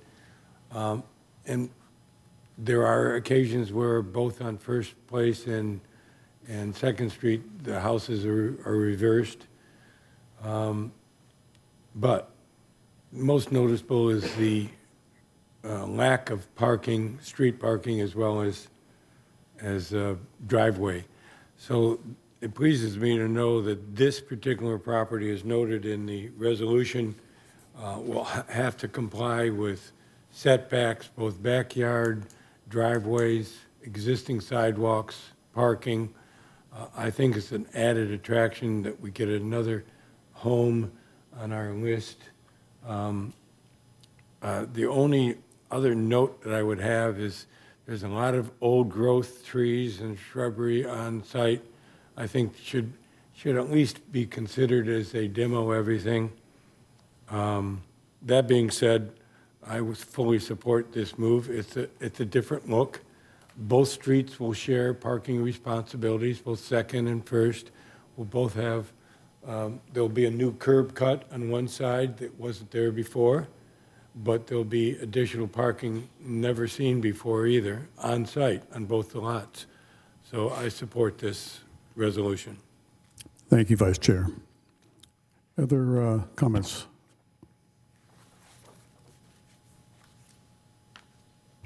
I'm always grappling, anytime we are asked to do a variance.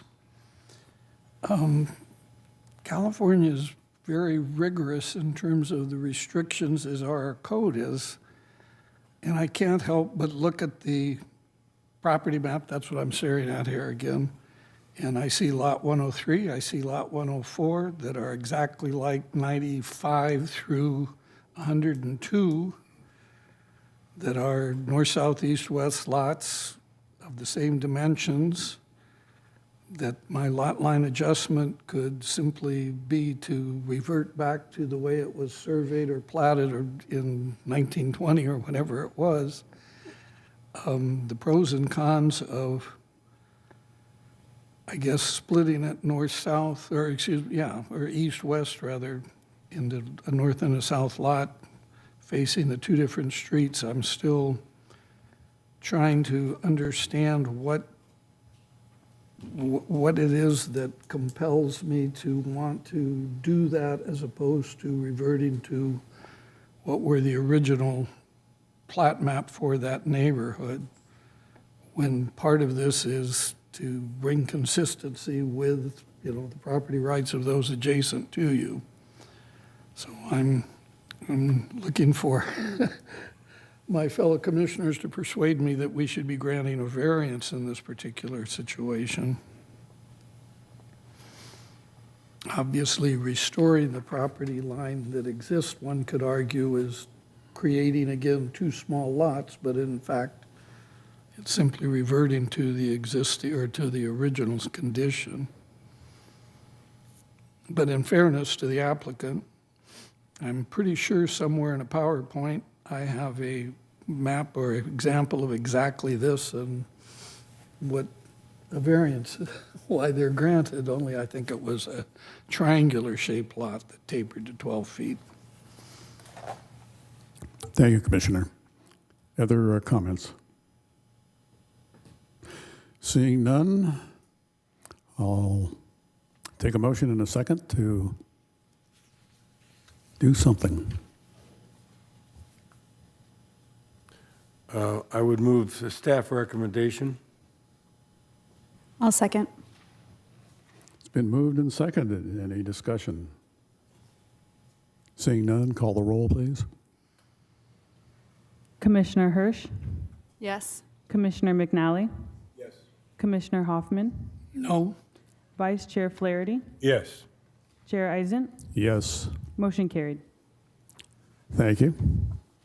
Item 7C, assigned variance to allow no more than 3 wall signs per business, not to exceed 35 wall signs for the subject site, and to allow an additional 10% increase in maximum sign area as part of a comprehensive sign plan for an existing shopping center in the general commercial C3 zone. Also determined that the project qualifies for Class 11 exemption from CEQA. Maybe we have a report, please. Good evening, Chair. Alexis Oropeza, Planning Manager. I'll be providing the staff presentation for you this evening. Before I begin, I just want to make you aware that Assistant Planner Jake Whitney is the one who prepared the analysis for this. He has taken a position, unfortunately, with another city. We're happy for him, but sad for our own loss. So, Oh dear, okay. so with that, I'm going to go ahead and get underway. The project site is located at 1100, if we can go to the next slide, 1100 Pacific Coast Highway. It's a large commercial center in the C3 zone. It's approximately 130,000 square feet. It is multi-tenant center with 3 buildings. The largest building is anchored by Trader Joe's and Five Below. And then you have 2 outlying buildings. One is a State Farm office. The other is a former drive-through for Starbucks. So the applicant was before the commission in October of last year for some facade improvements, which were approved. And with that, the applicant is now considering a signage reconfiguration. And with that has made a request for a sign variance. And if we can move to the next slide. So the sign variance would be for no more than 3 wall signs per business with a maximum of 35 signs, and then for an additional allowance of 10% an additional signage in the manner in which we calculate signage for the property. Next slide. So in accordance with the municipal code, there's specific sign variance findings within the sign ordinance. So there's 3 findings versus the 4 that we saw on the project before. So the first is that it's not granting a special privilege for properties in the vicinity. Staff has reviewed the C3 zones. This is the second largest within that zoning designation. And staff's analysis found that this project site is challenged with visibility based on its location adjacent to the Greenwood Park. So that is a consideration for the Planning Commission as you're considering this sign variance package this evening. Request for variance. So then if we can move on to the next slide. So the second finding is that there's a special condition, and I alluded to this with the first one, which is essentially that the center, unlike other C3 commercial properties, is encumbered. The line of sight is obstructed by Greenwood Park, approximately 234 linear feet on what would otherwise be 2 of the city's major corridors. And that, in addition to the multiple site access points to the various parking, creates some signage issues that the applicant would like to address by requesting this variance for additional signage. So then the third finding is that the request would not adversely affect public safety. If we can move to the next slide. And there is no public safety concern. The signage would be distributed in a more orderly manner. We would see signage at the corner of, I want to say it's Amber. Aubrey. Thank you. And Aviation Boulevard. So that would be removed. And currently we know it's a legal nonconforming condition that's somewhat encroaching into the right-of-way. So that would be a benefit that would come about with this project. And then in the lower hand, you see kind of what the revised elevation for that corner would be. So with that, if we can go to the next slide, the project was evaluated for compliance with the California Environmental Quality Act, and it is found to be exempt under a Class 11 exemption for accessory structures. Additionally, public notice was given for this project, including the 500-foot radius mailing, publication in the newspaper, as well as site postings. With that, that concludes staff's presentation, and I'm available to answer any questions, and we also have the applicant in the audience. Great, thank you for your presentation. Any questions of staff? Nope. Just for clarification, it sounds like, this is a corner property, it's got a park at one of the critical corners on this, like adjacent to this lot. Am I summarizing correctly? Applicant basically wants the opportunity to have signage in front of the business, signage on Aviation, and then a monument sign on PCH? That's correct. And we have different sign categories, but the variance relates to the wall signs. And so you are limited to 1 wall sign per business. There is an exception if you have 2 entrances, but given the topography and the configuration, most of these businesses don't have 2 entrances, so they would be limited to just 1 sign. And so because of that, they are asking for that relief from the sign code.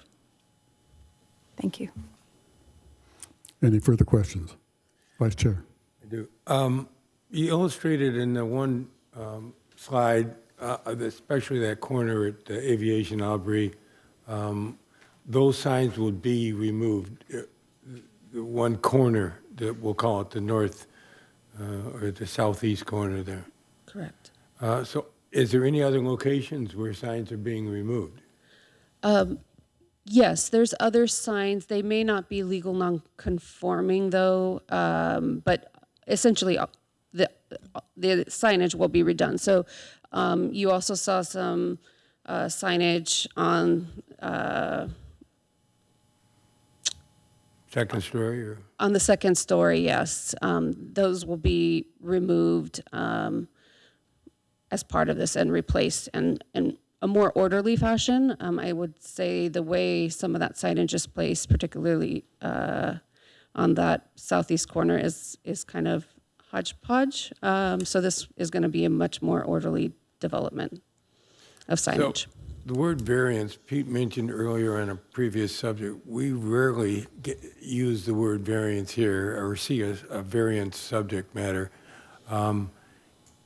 Could you say this is more of a moderate approach to this, and is it setting a standard for possibly a new sign ordinance itself? I think you're correct. We are working with existing sign code, sign ordinance that is a little out of date, doesn't have a very common feature of many sign ordinances today, which is the master sign program that often allows at a staff level to provide some administrative relief from some of the more standard restrictions. So our code doesn't have that. What we do have is this sign variance, and that's what's being utilized today. And our intent would be with the commercial zoning code update this year, at some time, would be to have a sign ordinance update along with it. Did the applicant give you a complete package that would illustrate the number of signs? And the illustration you have shows a dramatic change in how it's approached, a lot more in tune to the architecture versus just a big sign at a corner. Have you seen that? Do you think the variance itself that we're considering has a value now that it looks like it's a more consistent look? I think there is a value given the circumstances of this particular site and this lot configuration, because it is obstructed. The multiple access points does create somewhat of a challenge for those that may not be as familiar as locals with the site. So I think staff found that there is justification for the variance in this case. Thank you. Thank you, Mr. Chair. Thank you, Vice Chair. Any other questions of staff? Okay, seeing none, thank you. I'm going to open the public hearing, ask the applicant to come forward. Good evening, everybody. My name is Christine Adler. I'm the Director of Construction and Development for Chartwell Real Estate Development. We are at 151 Innovation in Irvine. Thank you, Alexis, for this presentation. Thank you, Jake. We'll miss you. Didn't know that, but that's good to go, Jake, I guess. Happy to be here today. We were here, as Alexis mentioned, a couple months ago, and got our project approved in order to do the facade upgrades that you just saw a glance of. Appreciate that approval then, and happy to announce, just so everybody has a little bit of an update, that we are proceeding with construction now. So if you're at Trader Joe's as of yesterday morning, we have temp fence up, and the next couple of months, apologies in advance for any parking issues, but we are making our way through the construction of that. So we're really excited to see a facelift on the project overall. We find that this is really just the next level of doing so. As Alexis said it very nicely when she said that the signage right now is a bit of a hodgepodge. If you've seen the big sign with the huge Trader Joe's circle up there, we had a lot of issues talking to tenants about taking that down because of how big it is. But that's another one that's legal non-conforming. And while we appreciate the height and the size of it, we find value in making sure that the aesthetics of the property overall are aligned, both with what the city of Hermosa Beach wants and also with, just creating another Class A shopping center. So with that, we don't really have, I don't have a ton to add, but very happy to answer any questions you may have. Thank you. Any questions of staff? I mean, excuse me, of the applicant. I do. Yeah, I'm slow, I guess. So I'm Poya Inca. Yes. I've got 3 signs now. Tell me where they are.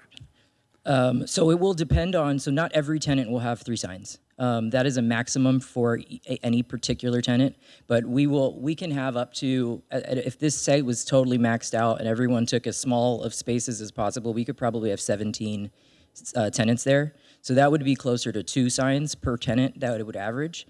We do have an allowance for 3 is what we're requesting, and to be totally honest with you, the biggest reason that we're asking for that is for, one, is the Starbucks formerly Starbucks Center. The reason for that is dead center right behind the Greenwood Park. And there's also, as you all know, that drive-through that everyone has mixed feelings on, but the drive-through that's there, which doesn't allow great access either from when you come on off of Aviation, you can't see this side, and when you come off of PCH, you can't see the other side, and you can't see it at all from the corner because of the park. So that was the real one that was driving the three tenants, or the 3 signs per tenant. Another one that is critical as well is that end tenant on, right now it's Fantasy Beauty. And so if you look at Fantasy Beauty signage right now, as an example, there is, and I don't know the size of it, but a huge sign on the back side of, if you're coming down Aviation, that says Fantasy Beauty. So they right now have 3 or 4 signs. So as an example, they have 3 wall signs right now. So that's an example of that corner where that is potentially somewhere we could have. What we're kind of setting up though, if you could, is it possible to go back to that, the sign that's, the photo that shows the backside where that non-conforming sign is?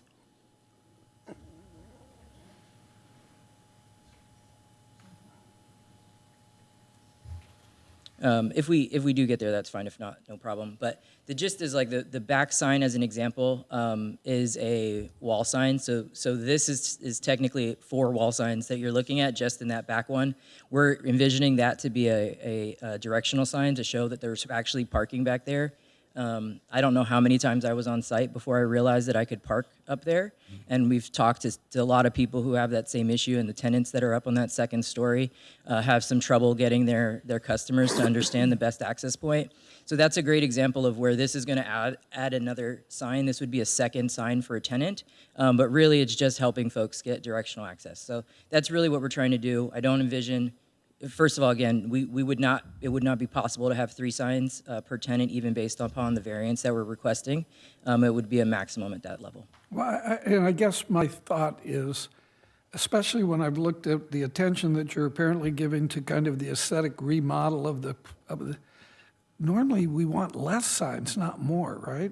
On a commercial property? I mean, if one drives around towns that look nice, they have fewer. I think this abortion that we have there now with Trader Joe's is, I would argue, is not only aesthetically unpleasing, it is in a sense adversely affecting public safety. It's right there where people are coming down off the hill and you're hit with a barrage of signs and people are suddenly trying to turn right out of the left lane coming down the hill into that parking lot because suddenly they see, oh, there's a Trader Joe's. I'm hoping that we're going to have less signs in those kinds of locations. We certainly will. And then once we get into, again, without going through all but the plan that you gave us, I can't imagine why, if I'm Poya Inc., I want more than 1 sign on the building. And so I'm still struggling with where those other wall signs would be. So those are the 2 main examples. You can actually see them all 3 right here. These would be the 3 areas where you'd have additional signage. So one would be that back sign, as I mentioned, that would have a parking sign. It says it's really small here, but the very bottom place says parking and there's a right arrow. Right. So that would be one. The other 2 would be on Aviation. One would be on that clock tower location, and the other would be closer to the bottom. So do you envision the sign on the lower illustration there being simply parking with an arrow, or do you envision that saying Trader Joe's Poya Inc.? So that sign in the back, we would not have. That would be for the upstairs tenants. So that would be the second story tenants. So what is mocked up right there says dentist, chiropractor with an arrow. So it's right now it says management. Obviously, we don't have the tenant names up there, but with an arrow to the back. So the intent of that back sign is solely to remind people, if you're going down, what we're trying to do, and to answer your question directly, is don't we typically want less signs? The answer for me particularly is yes, right? We want as few as possible, but the main focus has to be that we have to have people get to our site, and we have to have people know what's there. And so, like I said, I mean, I could be on my phone and say, okay, I want to go to 1100 PCH because that's where my dentist is, and now I'm pulled into a Trader Joe's parking lot. There's no clear evidence of where this guy is. You have to go in a particular hallway to go up the stairs to find your dentist. What we'd like is if you're coming down Aviation and you know, hey, it's in that space, and you see a sign that says you want to park, we want people to be able to get to where they need to go more quickly. And I can guarantee you, Scott with Poya Inc., I don't know if he'd appreciate me saying this, but I'm pretty sure he won't say no to another sign. He wants people to know that they're there. But I can't imagine how many people go to the doctor or the dentist that haven't, if they haven't been there before, haven't already programmed it in and they know where they're going. Alexa's going to take them there. They don't need to be looking for signs. But they're going to go while they're park in front coming of Trader down. Joe's. They're going to Huh? go park in front of Trader Joe's, and they're not going to know where to go. And you know, for the folks that are on the first floor, El Pollo Inca is a great example. If I drive past El Pollo Inca because I don't know it's there, I'm not turning around and doing a U-turn on PCH to get there once I see it. The access points are, you know, we have many access points, but there's a lot of visibility issues here. It's a unique site because of that, because of both of those issues, and we do feel that it's you know, imperative to the project's success that folks who are driving down these two main corridors understand what businesses are there and how to get there.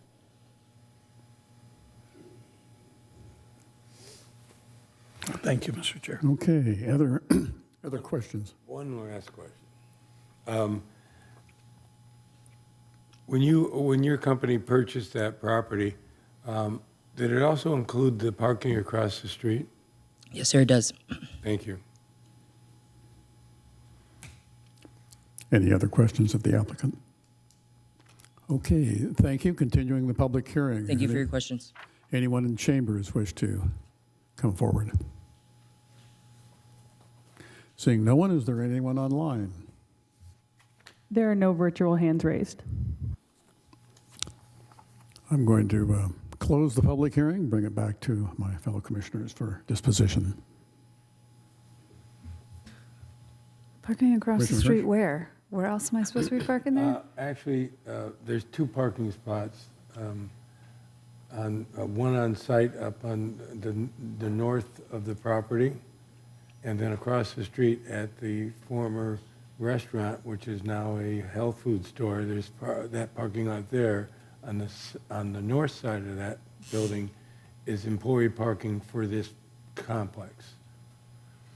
There's some other property involved, but I don't know if they bought it. The McDonald's property was once owned by that property. And you not anymore.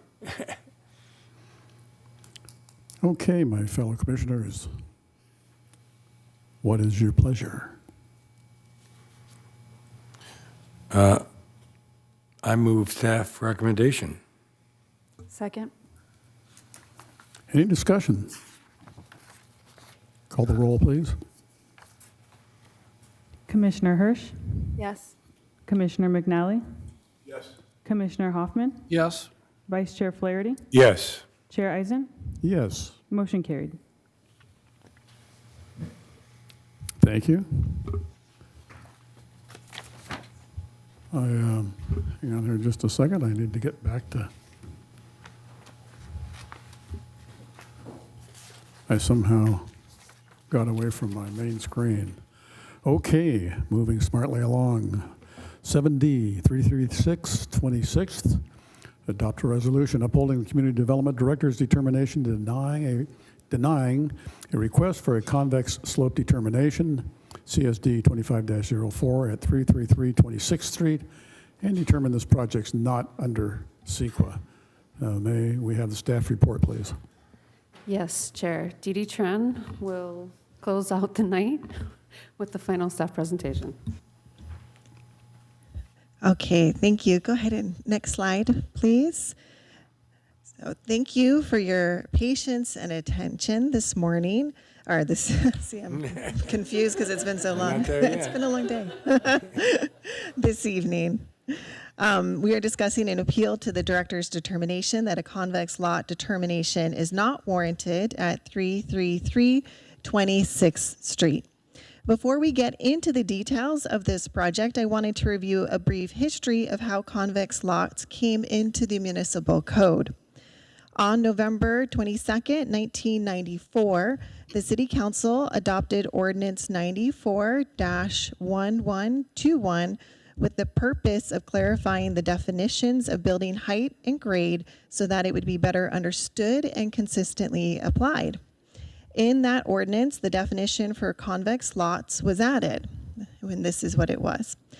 For lots with convex contours where the ground level arches upward along a property line, the grade of a lot may be based on a detailed topographical survey along the property line with spot elevations called out at a minimum of 2-foot intervals. The ordinance contained the diagrams shown in this slide. Next slide, please. The convex lot determination is at its heart a technical determination made by the Community Development Director, with any disputes referred to the Planning Commission. With that, there have been a couple of evolutions of the application of the convex lot determination since its adoption over 30 years ago. This includes a requirement to submit soil samples, and it had a stint being reviewed directly by the Planning Commission. However, it has always been a discrete process evaluated as a discretionary review. With new staff and fresh eyes reviewing the intent and purpose of this section of code, additional analysis has been added to the evaluation of the convex lot determination. Staff is returning to the evaluation to what was originally depicted in those adopted illustrations of lots with convex contours. Maybe we can just go back to that slide for a moment. And these are them. Then the ground level arches upward along the property line, and staff has established a numerical value of a 10% slope or better to try to qualify what that might be. And also, we believe that the review is intended to be evaluated in the context of development, as you can see in these diagrams with the home on top of the illustration showing the convex lot.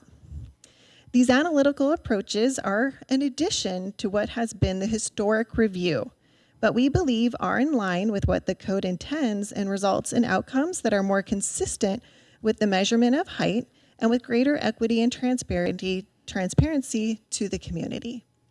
Next slide, please. And we'll kind of hop forward. Yes, thank you.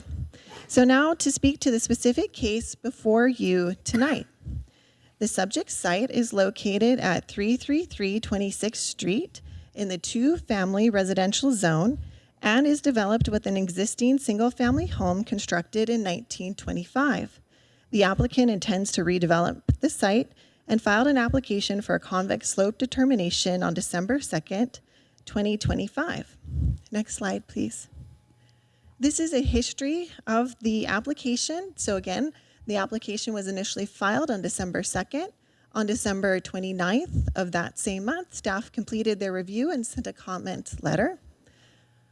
On January 8th, 2026, the director and staff met with the applicant and reviewed the applicant's materials and received clarification on several items.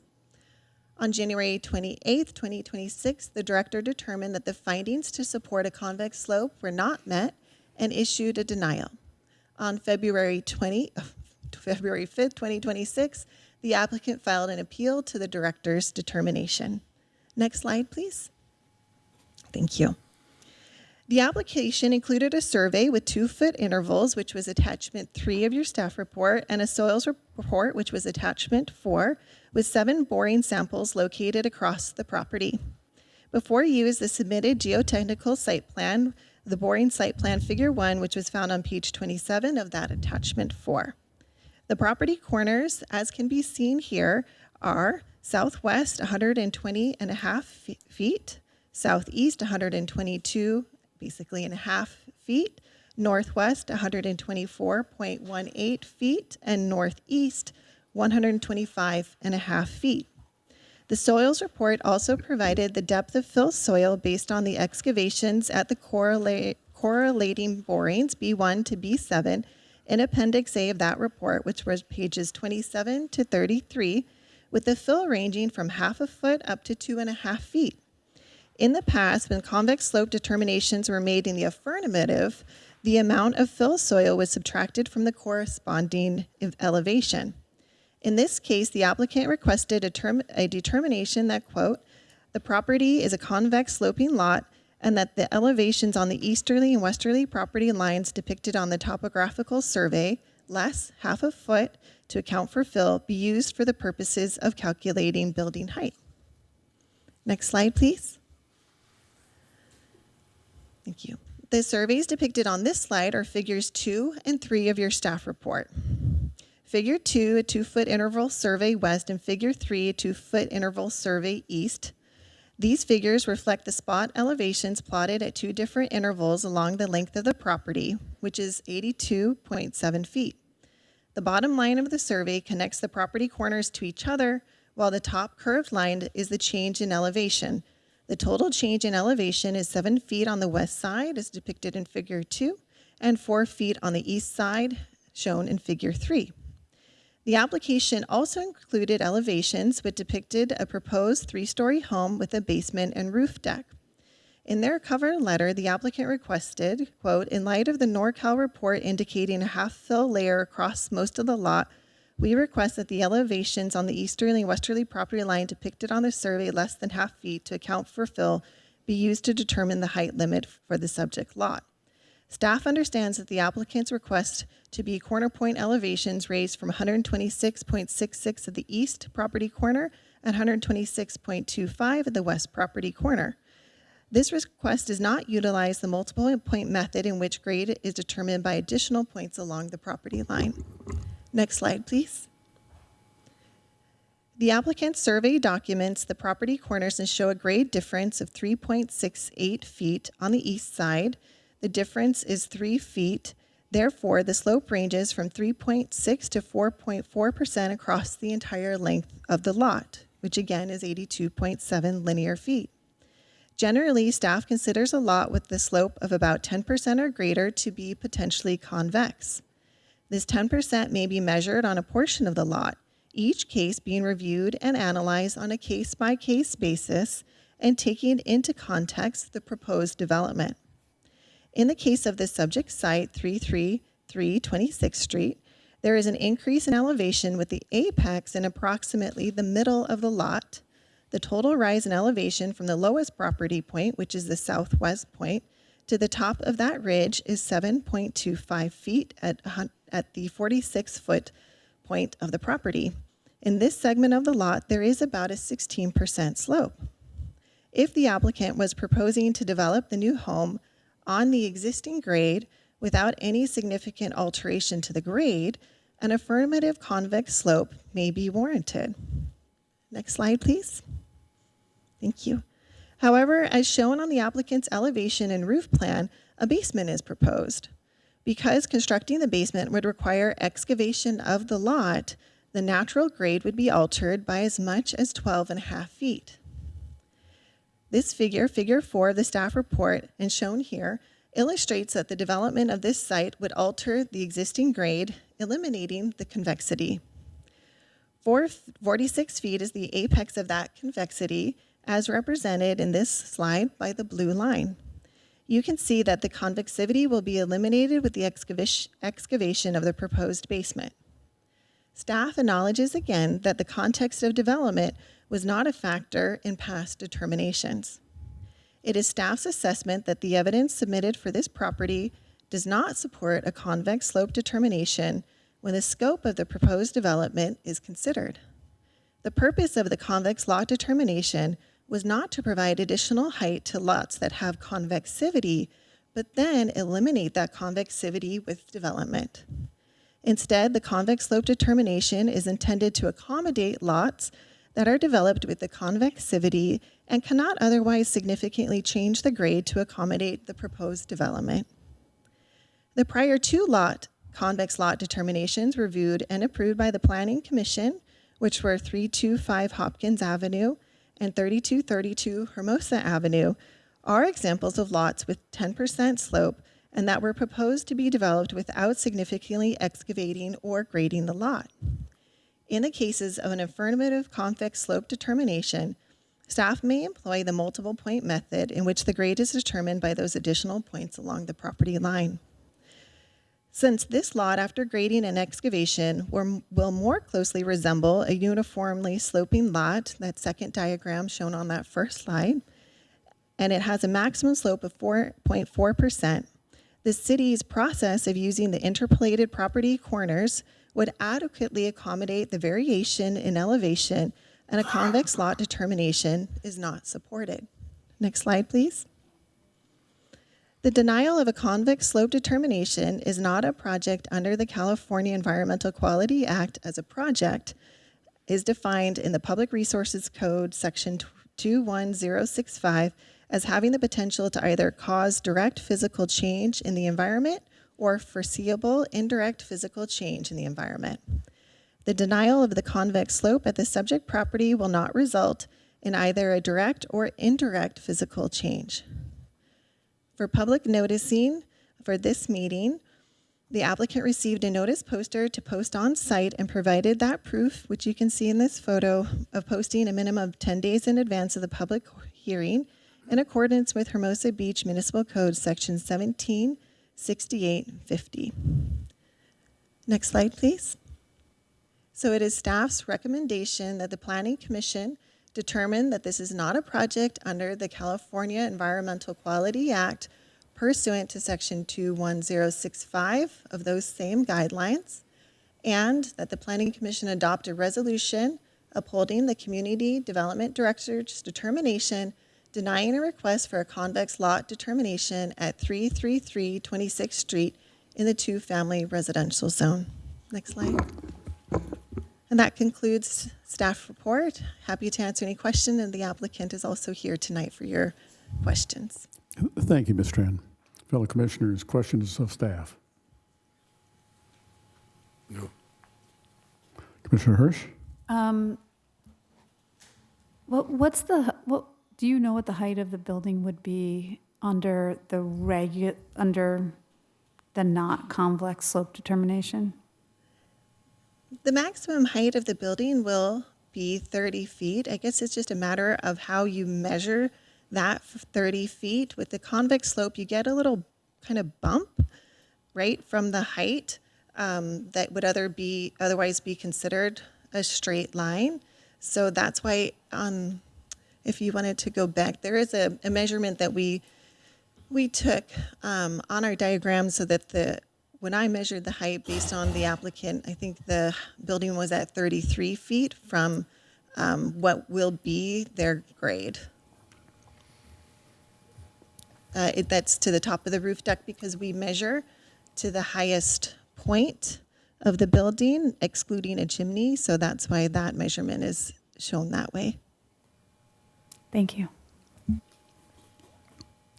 Dee Dee, Mr. Chair, if I could? Yeah, Commissioner Hoffman. The issue for me, I guess, at this point is that we have, at least on the time that I've been on the commission that we've dealt with these, we've looked at the natural grade, not the as after built grade.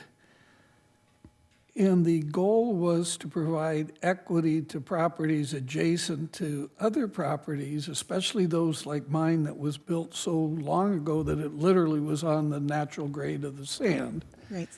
Had my house been built to the maximum then, and somebody came in today and we said, well, you can grade it down level, you're going to put a garage, much more typical than a basement is a garage under it. You're even going to go lower than the existing grade, and therefore the fact that the adjacent house is actually going to be higher than yours because we've not given you this, I'm concerned about, call it the equity, I hate to use that word, the equity though with previously constructed homes that were built using the old system, or in some cases were even built earlier before anybody even considered convex. They simply, they're measured, they built off the existing dune. At this point, what we're really suggesting, everybody could have done this by simply in other words, the after construction, well, we're just going to compress in the middle, but what we intended was that you got to have the full height on the whole grade. I'm just wondering, are we introducing a new variable with the looking at it as constructed after the fact? Well, I think there's maybe two parts to that, but Alexis, if I miss any, please fill in, right? So one is within the context of development, we would analyze if there was a convex topography to the slope and there was an existing home and that home was being proposed to have an addition. Is that one scenario that we're describing? That could be one, sure. So in that case, within the context of the development, if there was a convexivity at some portion of the lot and they went through this process, they would reflect that convexivity relative to their existing development. So that convexivity would be staying, correct? And that's what the accommodation is for. Again, similar to that diagram that was included when this was introduced back in 1994, the intention was to work with the land, so to say, and to be able to still build your property without literally being dragged down by your lower properties. I think, for example, on Loma, we've had some properties brought to our attention where it almost like drops off a cliff, right, at the back. Yes, I know, I live there. No, but don't you see here, in this case, so this is a little unusual in the sense that we're looking at a north-south lot as opposed to normally we're looking at east-west in terms of the normal dune set situation here. But had the homes on either side of this been built to the quote-unquote natural grade, are we now penalizing this person by virtue of saying, well, since you're excavating, we're going to use the corner points, whereas the neighbors on either side of you may have used midpoint or, mid-lot elevation points to calculate the 30 feet in the middle of their lot. Well, in fact, when we did take a look at this, the neighbor directly to the east, for example, is a new development that used the 4 points corners to calculate their lot. So they're kind of on parity.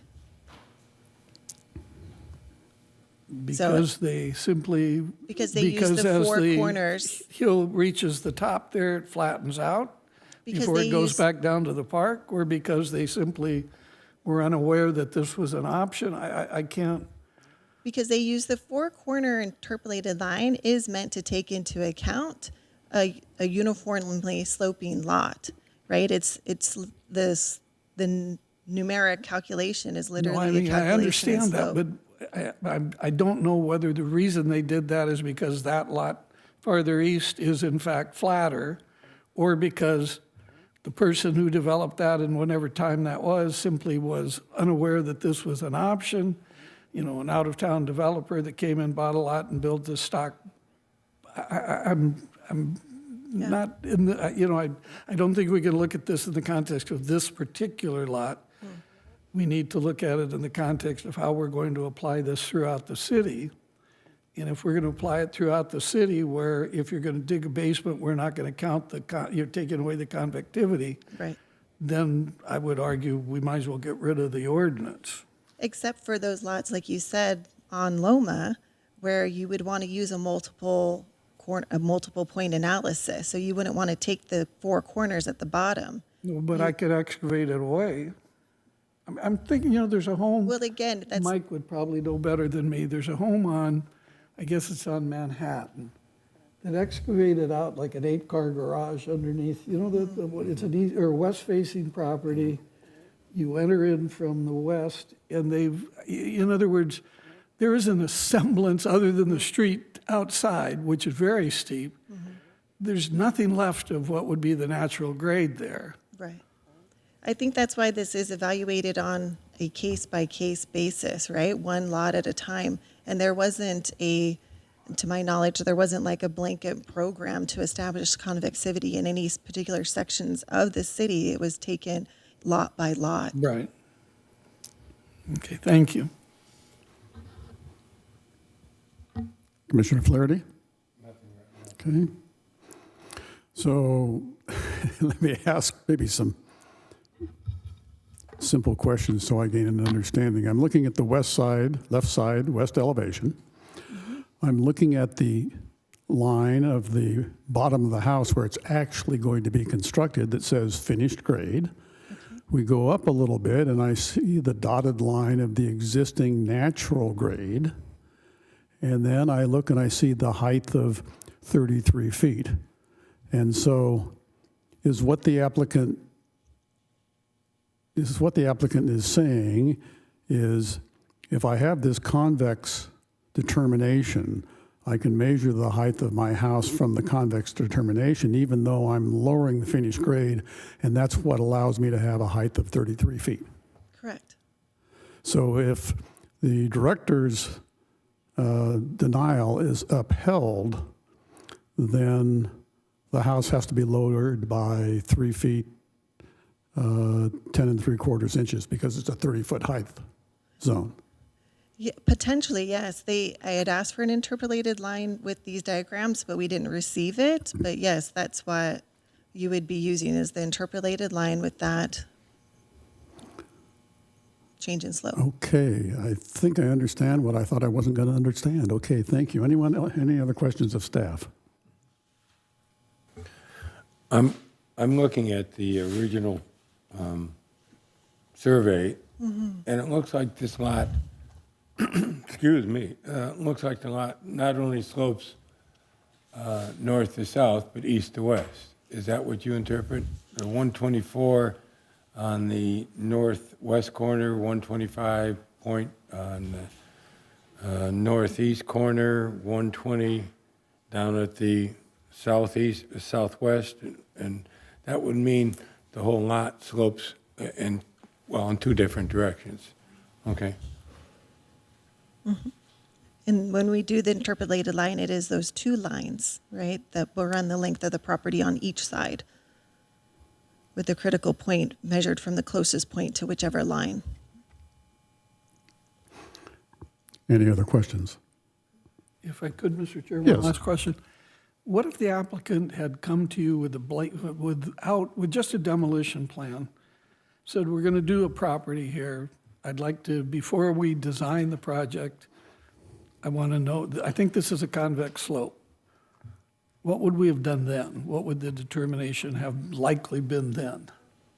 Honestly, I think it's still probably the same, because the convexivity in the middle is nominal, such that I think it's a fair assumption that almost all of our lots at this point, with the sophistication of development that we have, are going to grade the lot, especially when it's, quite frankly, that minor. Okay, thank Okay, no further questions. Thank you so much. This is a public hearing, so I'm opening the public hearing, and if the applicant or the applicant's representative would please come forward.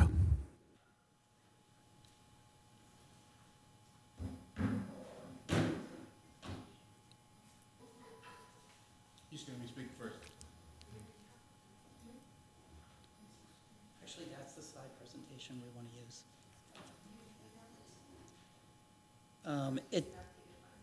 It includes the slides that were submitted.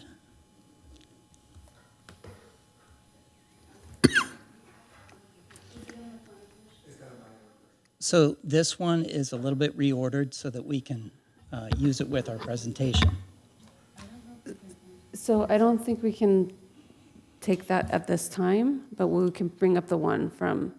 So all the slides we submitted on the website to the Planning Commission are on that drive. So we'd appreciate it if you would let us use them. I think it's a matter of plugging the drive in. I think we need to use the slides that were submitted and that we have loaded, because that's a security precaution. Okay, well, I'm sorry for that. it hasn't been in the past, but if that's the way it's going to be, okay.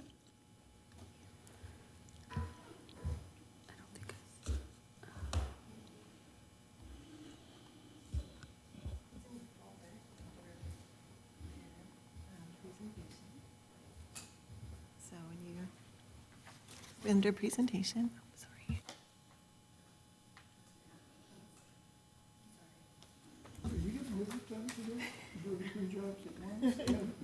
All right.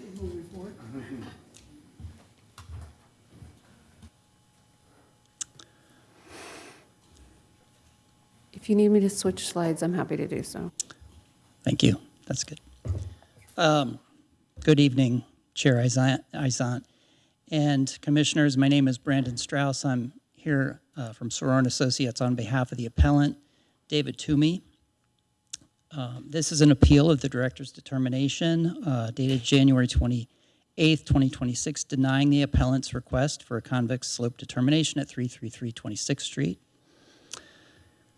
A convex slope determination is a determination by the director that the natural grade of a lot is not an even slope from front to back, but rather a curved shape that rises up at one or more points on the lot. So when the slope of the lot rises up in a dome-like shape, the lot is convex. If the lot is convex, the natural convex grade of the lot is used to determine the height limit for the lot. And the determination as to whether and how the lot is convex is laid out in the municipal code. So the relevant section is up on the slide, and it says for lots with convex contours where the ground level arches upward along a property line, the grade of a lot may be based on a detailed topographical survey along the property line with spot elevations called out at a minimum of 2-foot intervals. So the purpose of taking elevations at 2-foot intervals is to create a profile of the ground level that shows whether and to what extent the ground slopes as you move from the front to the back of the lot. And I heard Planner Tran, and also it's in the staff report, there's a statement made that we are not using the multi-point analysis of the lot, and we're instead looking to raise the corner points. That is nowhere in our application. That's not what we're applying for, what we did apply for, and we in fact absolutely we based our application on the multi-point level of the lot as shown in the topographical survey. So on November 12th, the appellant did submit an application for a convex slope determination, and if they're in the next slide, please.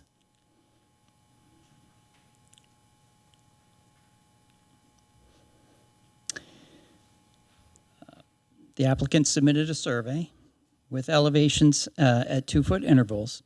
And what you're looking at here is a profile of the lot from each side. The dome-shaped lines are the actual grade of the lot, looking from the side of the property.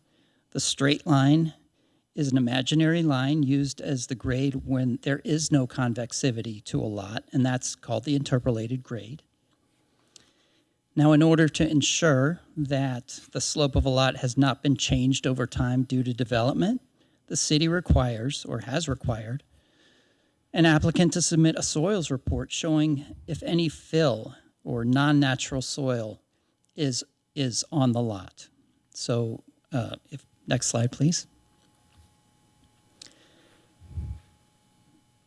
So the appellant did, of course, submit a soils report showing the depth of fill soil at various points on the lot, including a depth of 1/2 foot at the top of the slope. And what you're looking at here is an overhead view of the lot showing the 7 locations from which soil samples were taken.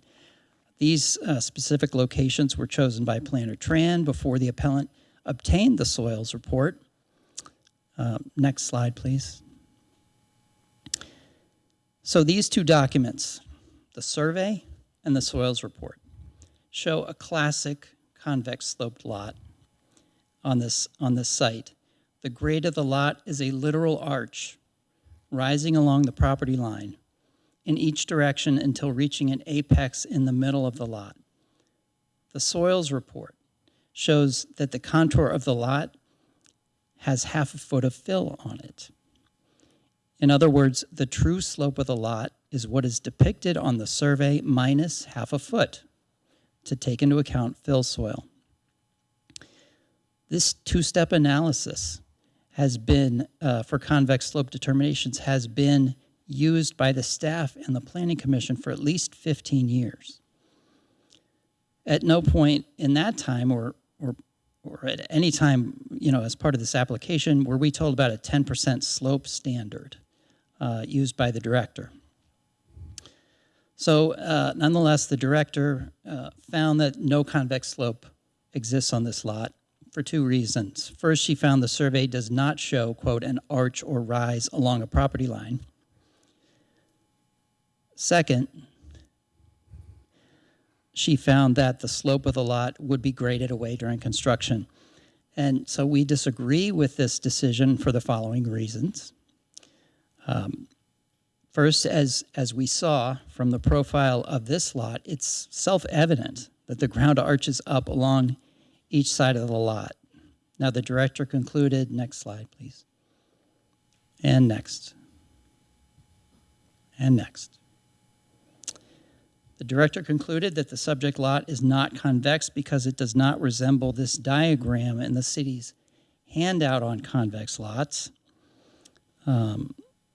It's unclear why the staff asked for a soils report if the deciding factor is whether the lot looks like this and not based on what the fill soil is on the lot. And a soils report then would not be needed for this determination. If I could back up a few slides. One more? Thanks. So nothing in the code states that a convex slope can occur only at the rear of the lot, like on that diagram that you saw. And none of the Planning Commission's prior convex slope determinations have been based on that idea. So, for instance, here's one lot that the Planning Commission found to be convex. This is 1 block away from the subject site. Here, the lot has high points in the front and the middle. No high point in the back. And it's a smaller slope than the subject lot. Next slide, please. So this slide shows examples of other lots determined by the Planning Commission to be convex, none of which look like the diagram relied upon by the director, and all of which have points of convexity in various locations along the property lines. Prior to the director's decision, we provided examples of 20 other convex lots that look just like these. So the director's other basis for denial, as you heard, is that the lot will more closely reflect a flat or concave lot after it's graded. If the condition of the lot post-grading were a factor in determining whether the lot is convex, no lot would be convex. I think, Commissioner Hoffman, you mentioned that, because every lot can be graded. I mentioned that the report talks about us wanting to raise the property corners. Again, this is about the grade between the property's corners. We're not looking to change the property corners because there's no convexity there. The convexity is between them.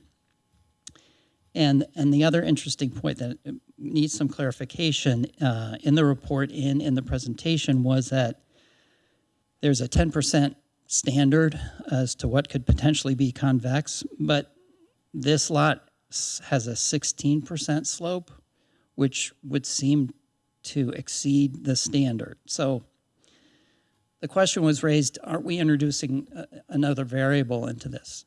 And the answer is yes. There are a lot of new variables that no one has considered before, including the Planning Commission. But there is a process that has been used and for many years. And based on that process, based on the information we provided, we think that our lot clearly meets the requirements in the code for a convex lot. And we ask that you make such a determination tonight. Now, I want to turn to the appellant's attorney, who has some important points to make about the standards that were applied to the appellant's application. And I'd also like to ask for a chance for rebuttal. Very well, thank you. Good evening. My name is Frank Sandler. I'm an attorney, but don't hold that against me. I've been living in the beach cities since I graduated from UCLA in 1987, back and forth between Manhattan Beach and Hermosa Beach. And I'm here representing David Toomey, the appellant, right there, the owner. The current convex slope application process has been in existence for many years. It's been applied consistently for many years, and residents have relied on this process. In the Planning Commission hearing on February 17th, staff introduced this new idea of how to apply this process, and it was, I'm sorry? Oh, sorry. Of how to apply this process, and it was going to be done for equity and transparency, and to not make one-off decisions, but then at times to make one-off decisions to see if the development is somehow involved in the determination process.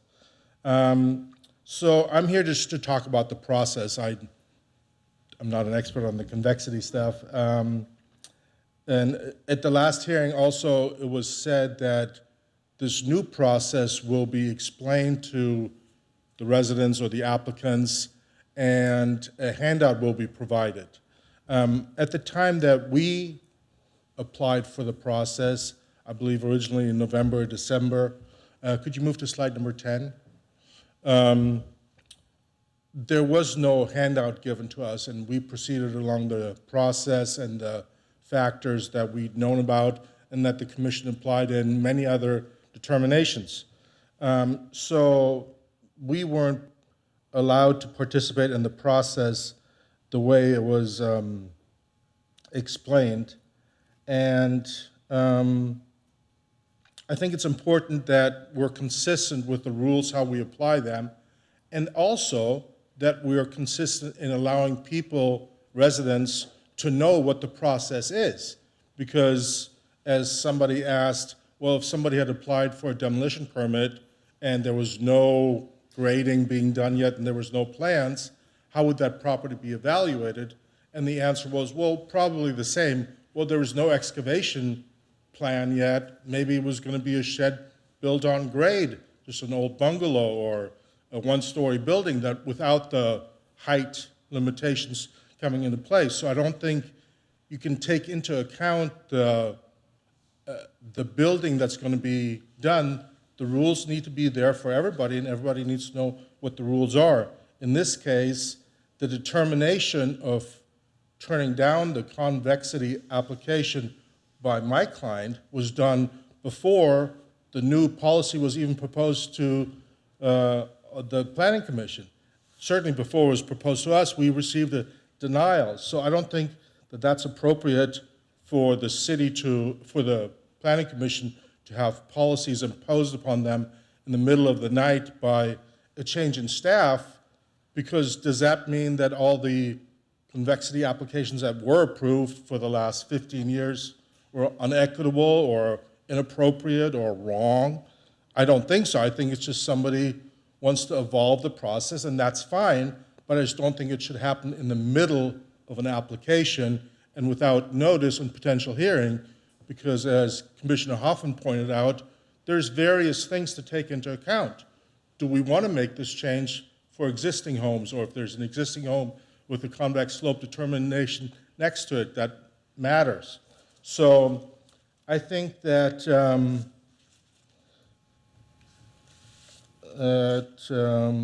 the commission may determine at some point that a change is appropriate, but I don't think it's appropriate in the way it was communicated. Our position is that until the commission provides a new written standards on convex slope determinations, the same historical context, convexity analysis should be applied to our case. That is by a slope along the property line, not solely at the rear of the lot, and not only when it matches the diagram as in the staff's presentation, which is not part of the code.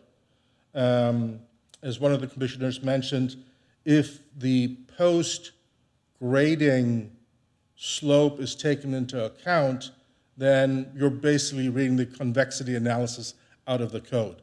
And I don't think anybody was intending that, but that's basically what's done then. Also, it's interesting, if you are having a convexity analysis, then why make an applicant obtain soil samples.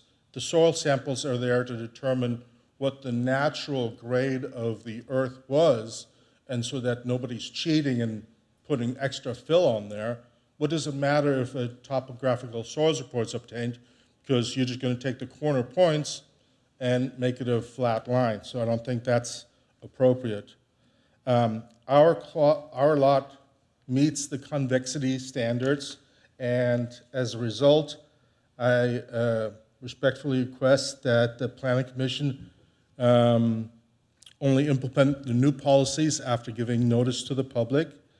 And we request that you grant the appeal, overturn the director's decision denying the convex slope determination, and determine that the property's convex slope application be granted. Thank you.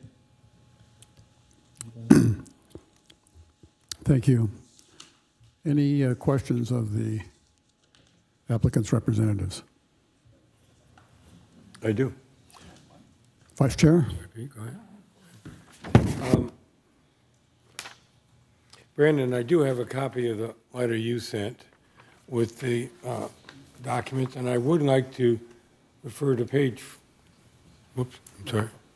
Oh, I would like to refer to page 4, where you have illustrated what I think was your final position.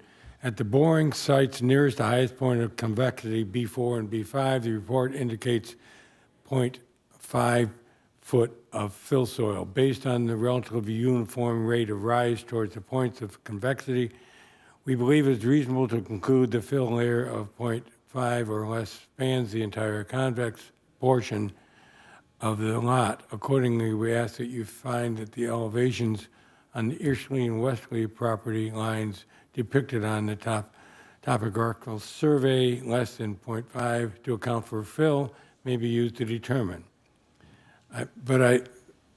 It's a nice statement, but the other boring sites that were picked range from 1 foot, 1.5, 2.5, 2.0, and 1.5. And I only mention that is because historically, the points on any of the lots that were surveyed that contained fill dirt, that became the new line. You went back down the grade. So even though this is the director's position, I think has some value, tell me how your position of only 0.5 relates to not using all the fill dirt points as a point where you start your height limit. Sure, and that is a judgment call, and so we took the position that, what is the best way to figure out, because you don't have boring points every 2 feet, right? So you Right. have to figure it out. And if you look at the lot, you can see that there's a lot of fill in the front. Why would someone put all the fill in the front? Because it was too low. They didn't want that dome to go all the way to the front. They needed to have some level point at the front, so they basically put some fill up there so that they could, get closer to the grade of that dome as it went across the lot. So, yes, I mean that we assert that as a reasonable way to look at it. That the uniformly domed part theoretically would have the same level of fill because that's not what was modified, so to speak. The front was modified to bring the level up. The rear, I'm not sure how that was done, but maybe that was modified to bring that part up as well. So, I don't think that we would take the ends of the lot as the indicator of fill. Right. Would we take the top of the lot as indicator? If there's a reasonable basis to do that. Thank you for your time. Any other questions of the applicant? Okay, seeing none, thank you, gentlemen. Sorry, one question. Oh, I'm sorry, go ahead. I I didn't see it in the packet, but have you guys done a study of just the elevation in relation to the other houses on the block? No. Okay, thanks. Gentlemen, thank you. This is a public hearing. Does anyone else in the chambers wish to comment or testify?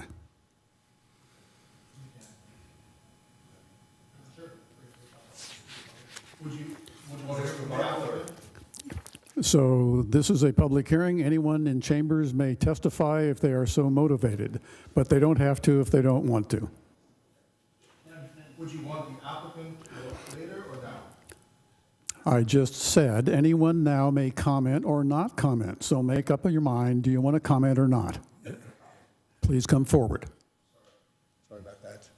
I'm David Toomey. I'm the applicant. My residence is 316 26th Street. I bought the property directly across the street. I'm a salmon swimming upstream. I'm moving from Dallas, Texas to be here because I want to live in this community. And this is the home we're going to build for a long time. And we welcome your taxes. Thank you. Thank you. So we've owned the property here for about 6 years, and now we're going to be here full time. So we're about collaboration. So I'm going to be in this community. I want to be respected by the community. I respect all you folks and what you do, and I know it's not an easy task. We met with staff on October 3rd to collaborate on the communication. We did a pre-review application to make sure we knew exactly the process. We wanted to make sure we were inclusive. We asked for feedback. They asked for guidance about soil fill mid-lot. And so we wanted to make sure that we understood exactly what was going to happen throughout the process. Bullet number 1. In February, there was a comment made that there's a void in the process. There's no void, right? New staff is coming up with a new policy determination that's overriding what the city and the Planning Commission's done for 15 years. 15 years. My ask is that you follow the process we've relied upon throughout this process since October to make sure we're understanding what a convex lot is. It's around the slope along the property line, not at the rear of the property line. There's nothing in the code that says it's at the rear of the property line. There's nothing in the code that states about the development of the lot. You're changing process, as they've asked about in the February meeting. The question before y'all, is 333 26th Street an arched slope? It's a dome-shaped lot. The community norm has been in place for 15 years to say it is a convex slope lot. Lastly, as the director said last month, this is a new process, a new interpretation of code. She also stated this is for future applicants. So there's transparency and everybody's aware up front how it works. We did our application, started this process back in October, and we've tried to be good, respectful collaborators throughout this process. And I ask for your help to overturn the appeal and follow the precedent of the community norm for the last 15 years. Please. Thank you. Thank you, sir. Anyone else in chambers wish to come forward? Seeing no one, is there anyone online? There are no virtual hands raised at this moment. Okay. I'm going to close the public hearing, bring it back to my fellow commissioners. What is your direction and pleasure? Who wishes to go first? Vice Chair? Sure. This is a tough one for me because, quite frankly, I also observed over the years the soil test being the governing body and the analysis from 2-foot elevation points and the drills and the soils analysis and so on and so forth. So can staff tell me how much this is going to impact a straight sloping? I know you had some graphs in your report, where it illustrated the new height as proposed versus if you had a straight line. Is there some is some numbers you can throw at us? Meaning, what is the difference in if it was straight line versus convex slope? Is your question specific to this? Oh, yeah. Location? So I think Dee Dee? about 3 feet. At the highest point? Is it 3 feet across the board? Is it obviously at the public right-of-way points 30 feet, and then it drifts into over the straight line by 3 feet at some point in the process? Is it 2/3 of the property? Is it a foot here and then it moves to 3 feet? We've seen those. As stated so again, in the report, staff did ask for the interpolated line for this particular project, but the applicant did not submit it. But with that, the difference in grade between that at that point of convexity is about 3 feet. So I think that's why those elevations reflect a building that's about approximately 3 feet higher than the 30-foot. At the point of convexity. Correct, because they're adding that convexity elevation to the building. So let's just say on the south side of the building, it would be 30 feet as you hit the public right-of-way, or it could be 30 feet there. And then it drifts up into a 3-foot somewhere in that process. Is it across the board? Is it 2/3 of the property? Is it only certain points? We've seen those where it's only a window of, say, 10 feet where that convexity actually affects the property.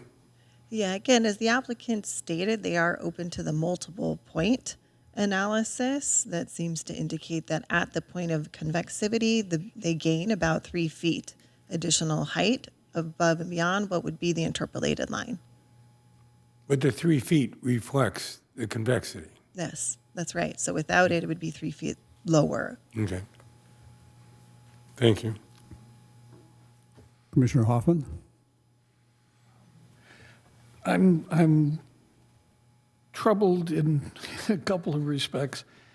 As I just glance at this, I would say, yeah, it's a convex slope under the conditions that we have used in the past. I would also note, as Commissioner Flaherty brought up, that there's a considerable amount of fill. It's actually the half foot is sort of the middle and the crown, and it gets much thicker as you go towards the end. So the convectivity of the natural grade, I think, is even greater than might be revealed by the survey. But I'm also troubled by the fact that our director has greater expertise than I certainly do in this kind of consideration. But I do believe that the precedent here that would really be made is, are we considering the as-built afterward condition as part of our consideration? And as that's presented to me, I see the rationale for that, but I'm concerned that we're applying it, if you will, to an application that was retroactively being considered under that new criterion, and I'd like to pursue that determination in the future. And one last comment I would make is I at one point, did some consulting work for individuals that were working in Riverside County that were working up in Idlewild and in really sloped conditions and so forth, and how the height limits were calculated when you were, building on the edge of a cliff and you were building a building that was, in some cases, 30 feet in the air on pilings and so forth. It's not as simple as we've made it, to our credit, I think, in Hermosa Beach historically.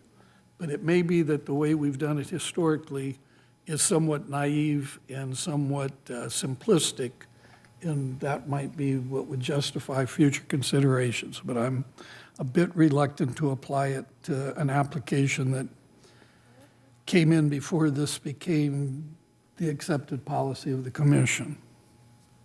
Thank you, Commissioner. Commissioner McNally? Commissioner Hirsch?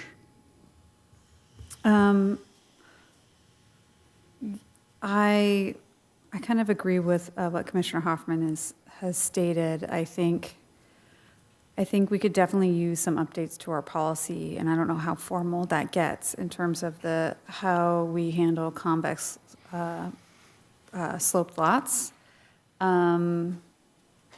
Because I wasn't here when 15 years ago when we started doing it this way, but it sounds like the goal of the convex lot was potentially for sites that had a little bit more convexity than what this one is showing. But I have been here for convex sloped lot determinations in the past couple years, and this seems to comply with what we have seen in the past.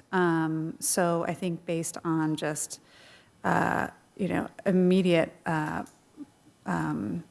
history, it's hard to change the rules so quickly on a project that's already been in process.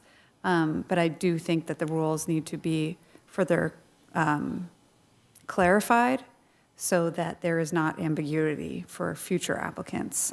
So I would be in support of applicants' request for convex slope lot determination. I'm struggling with those words, but for this, with the goal of cleaning up our policies going forward so that we can achieve what we're trying to achieve here as a city. Thank you, Commissioner. All right, I guess my comments or observations fall into three buckets. The first is I want to go back to the issue of this is a 33-foot high house in a 30-foot zone.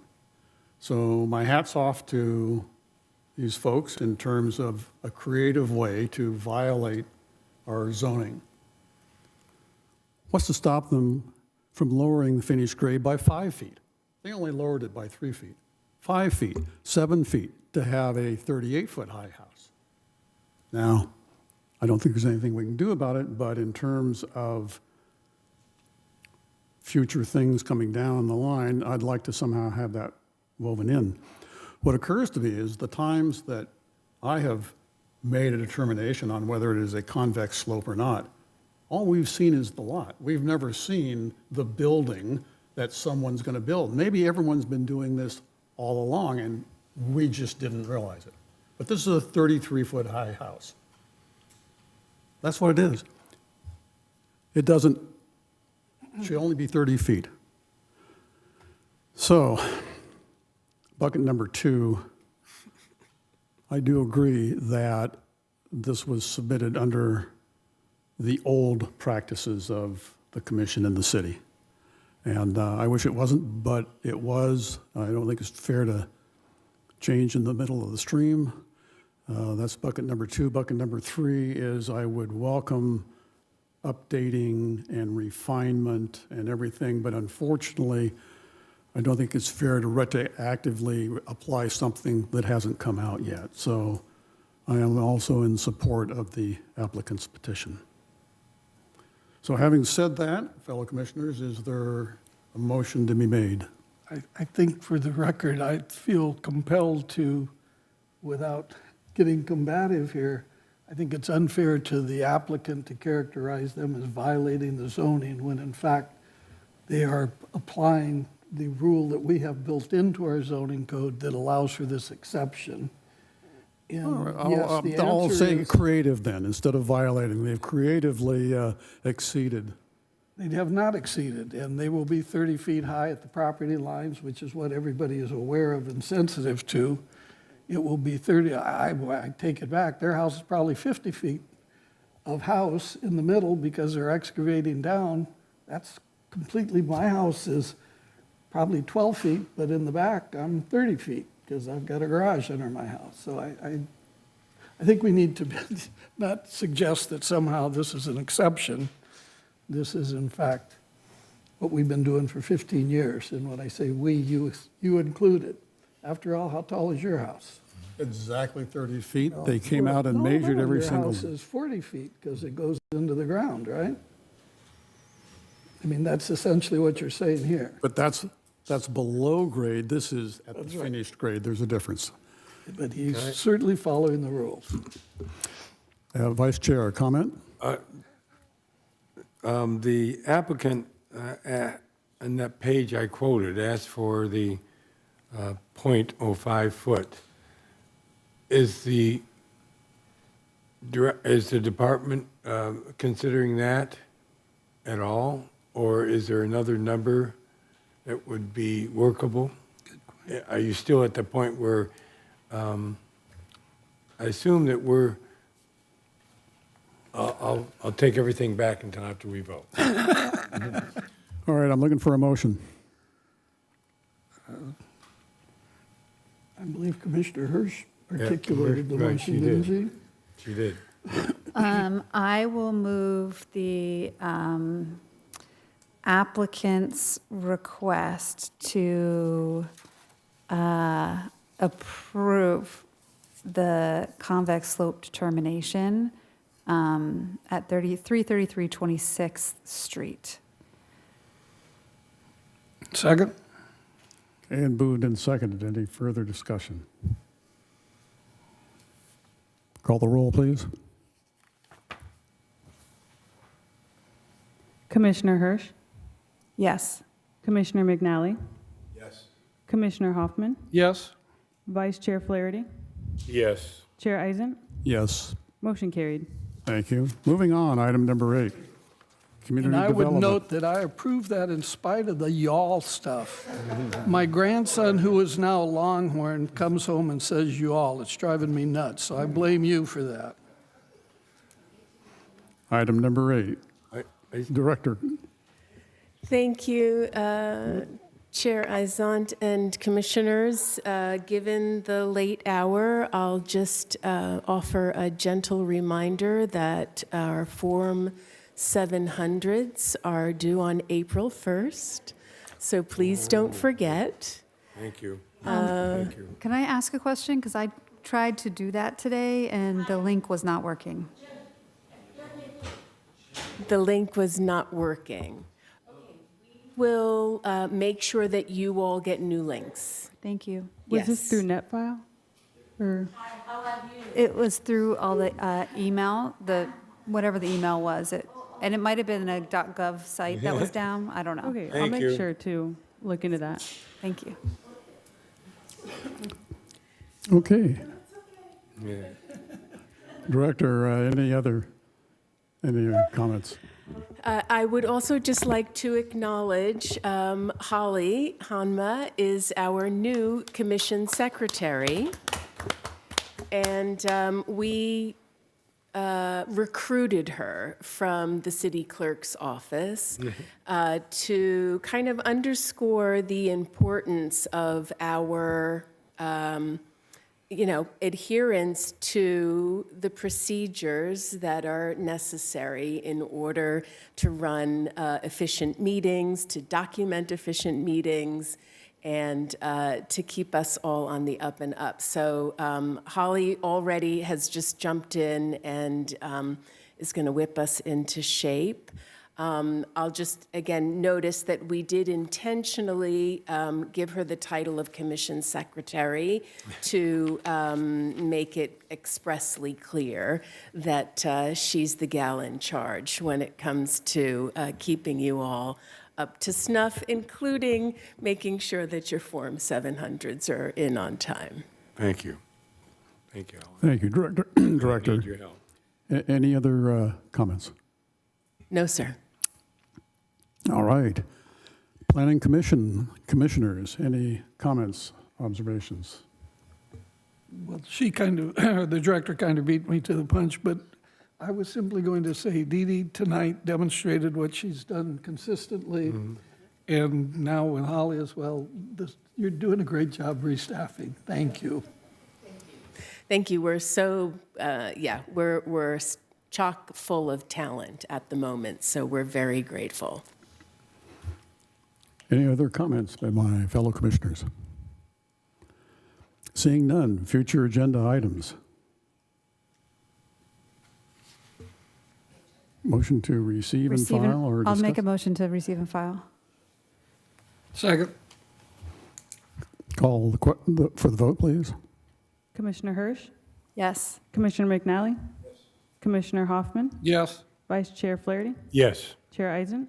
Yes, Motion carried. thank you. Before we adjourn, does this young lady have a special item, or she's just off the record? Okay. Off the record. I think this must be some kind of St. Patrick's. Yeah, it is. She's a long time, 65 years in Hermosa Beach, property owner, so she wants to say thank you to all. Well, thank you. Well, thank you. and Thank you. Thank you for coming. Thank you for coming. I'm happy you all, everybody come to me. Representing the city. Thank you. Work with you, pray for you, Hermosa Beach City. Whereabouts do you live? What part of town? We own commercial properties on PCH. Oh, great. Would you like a cell tower? Yeah. I was approached by them as well. Yeah. Thank you so much. And, no, that's all right. And Hermosa Beach, put it on PCH and Hermosa Beach. Yes. Okay, We've spoken in the past. Yes. You're welcome anytime. very good. And thank you so much for attending. Thank you so much. I'm happy you, Hermosa Beach City. I pray. Too hard for you, opinion. Always. God with you. All right. Boy, do I need that. And also with you. All right. Thank you. Thank you. I'll take a verbal motion to adjourn. Always I come. I motion to adjourn. All in favor, say aye. Aye. Happy St. Patrick's Day.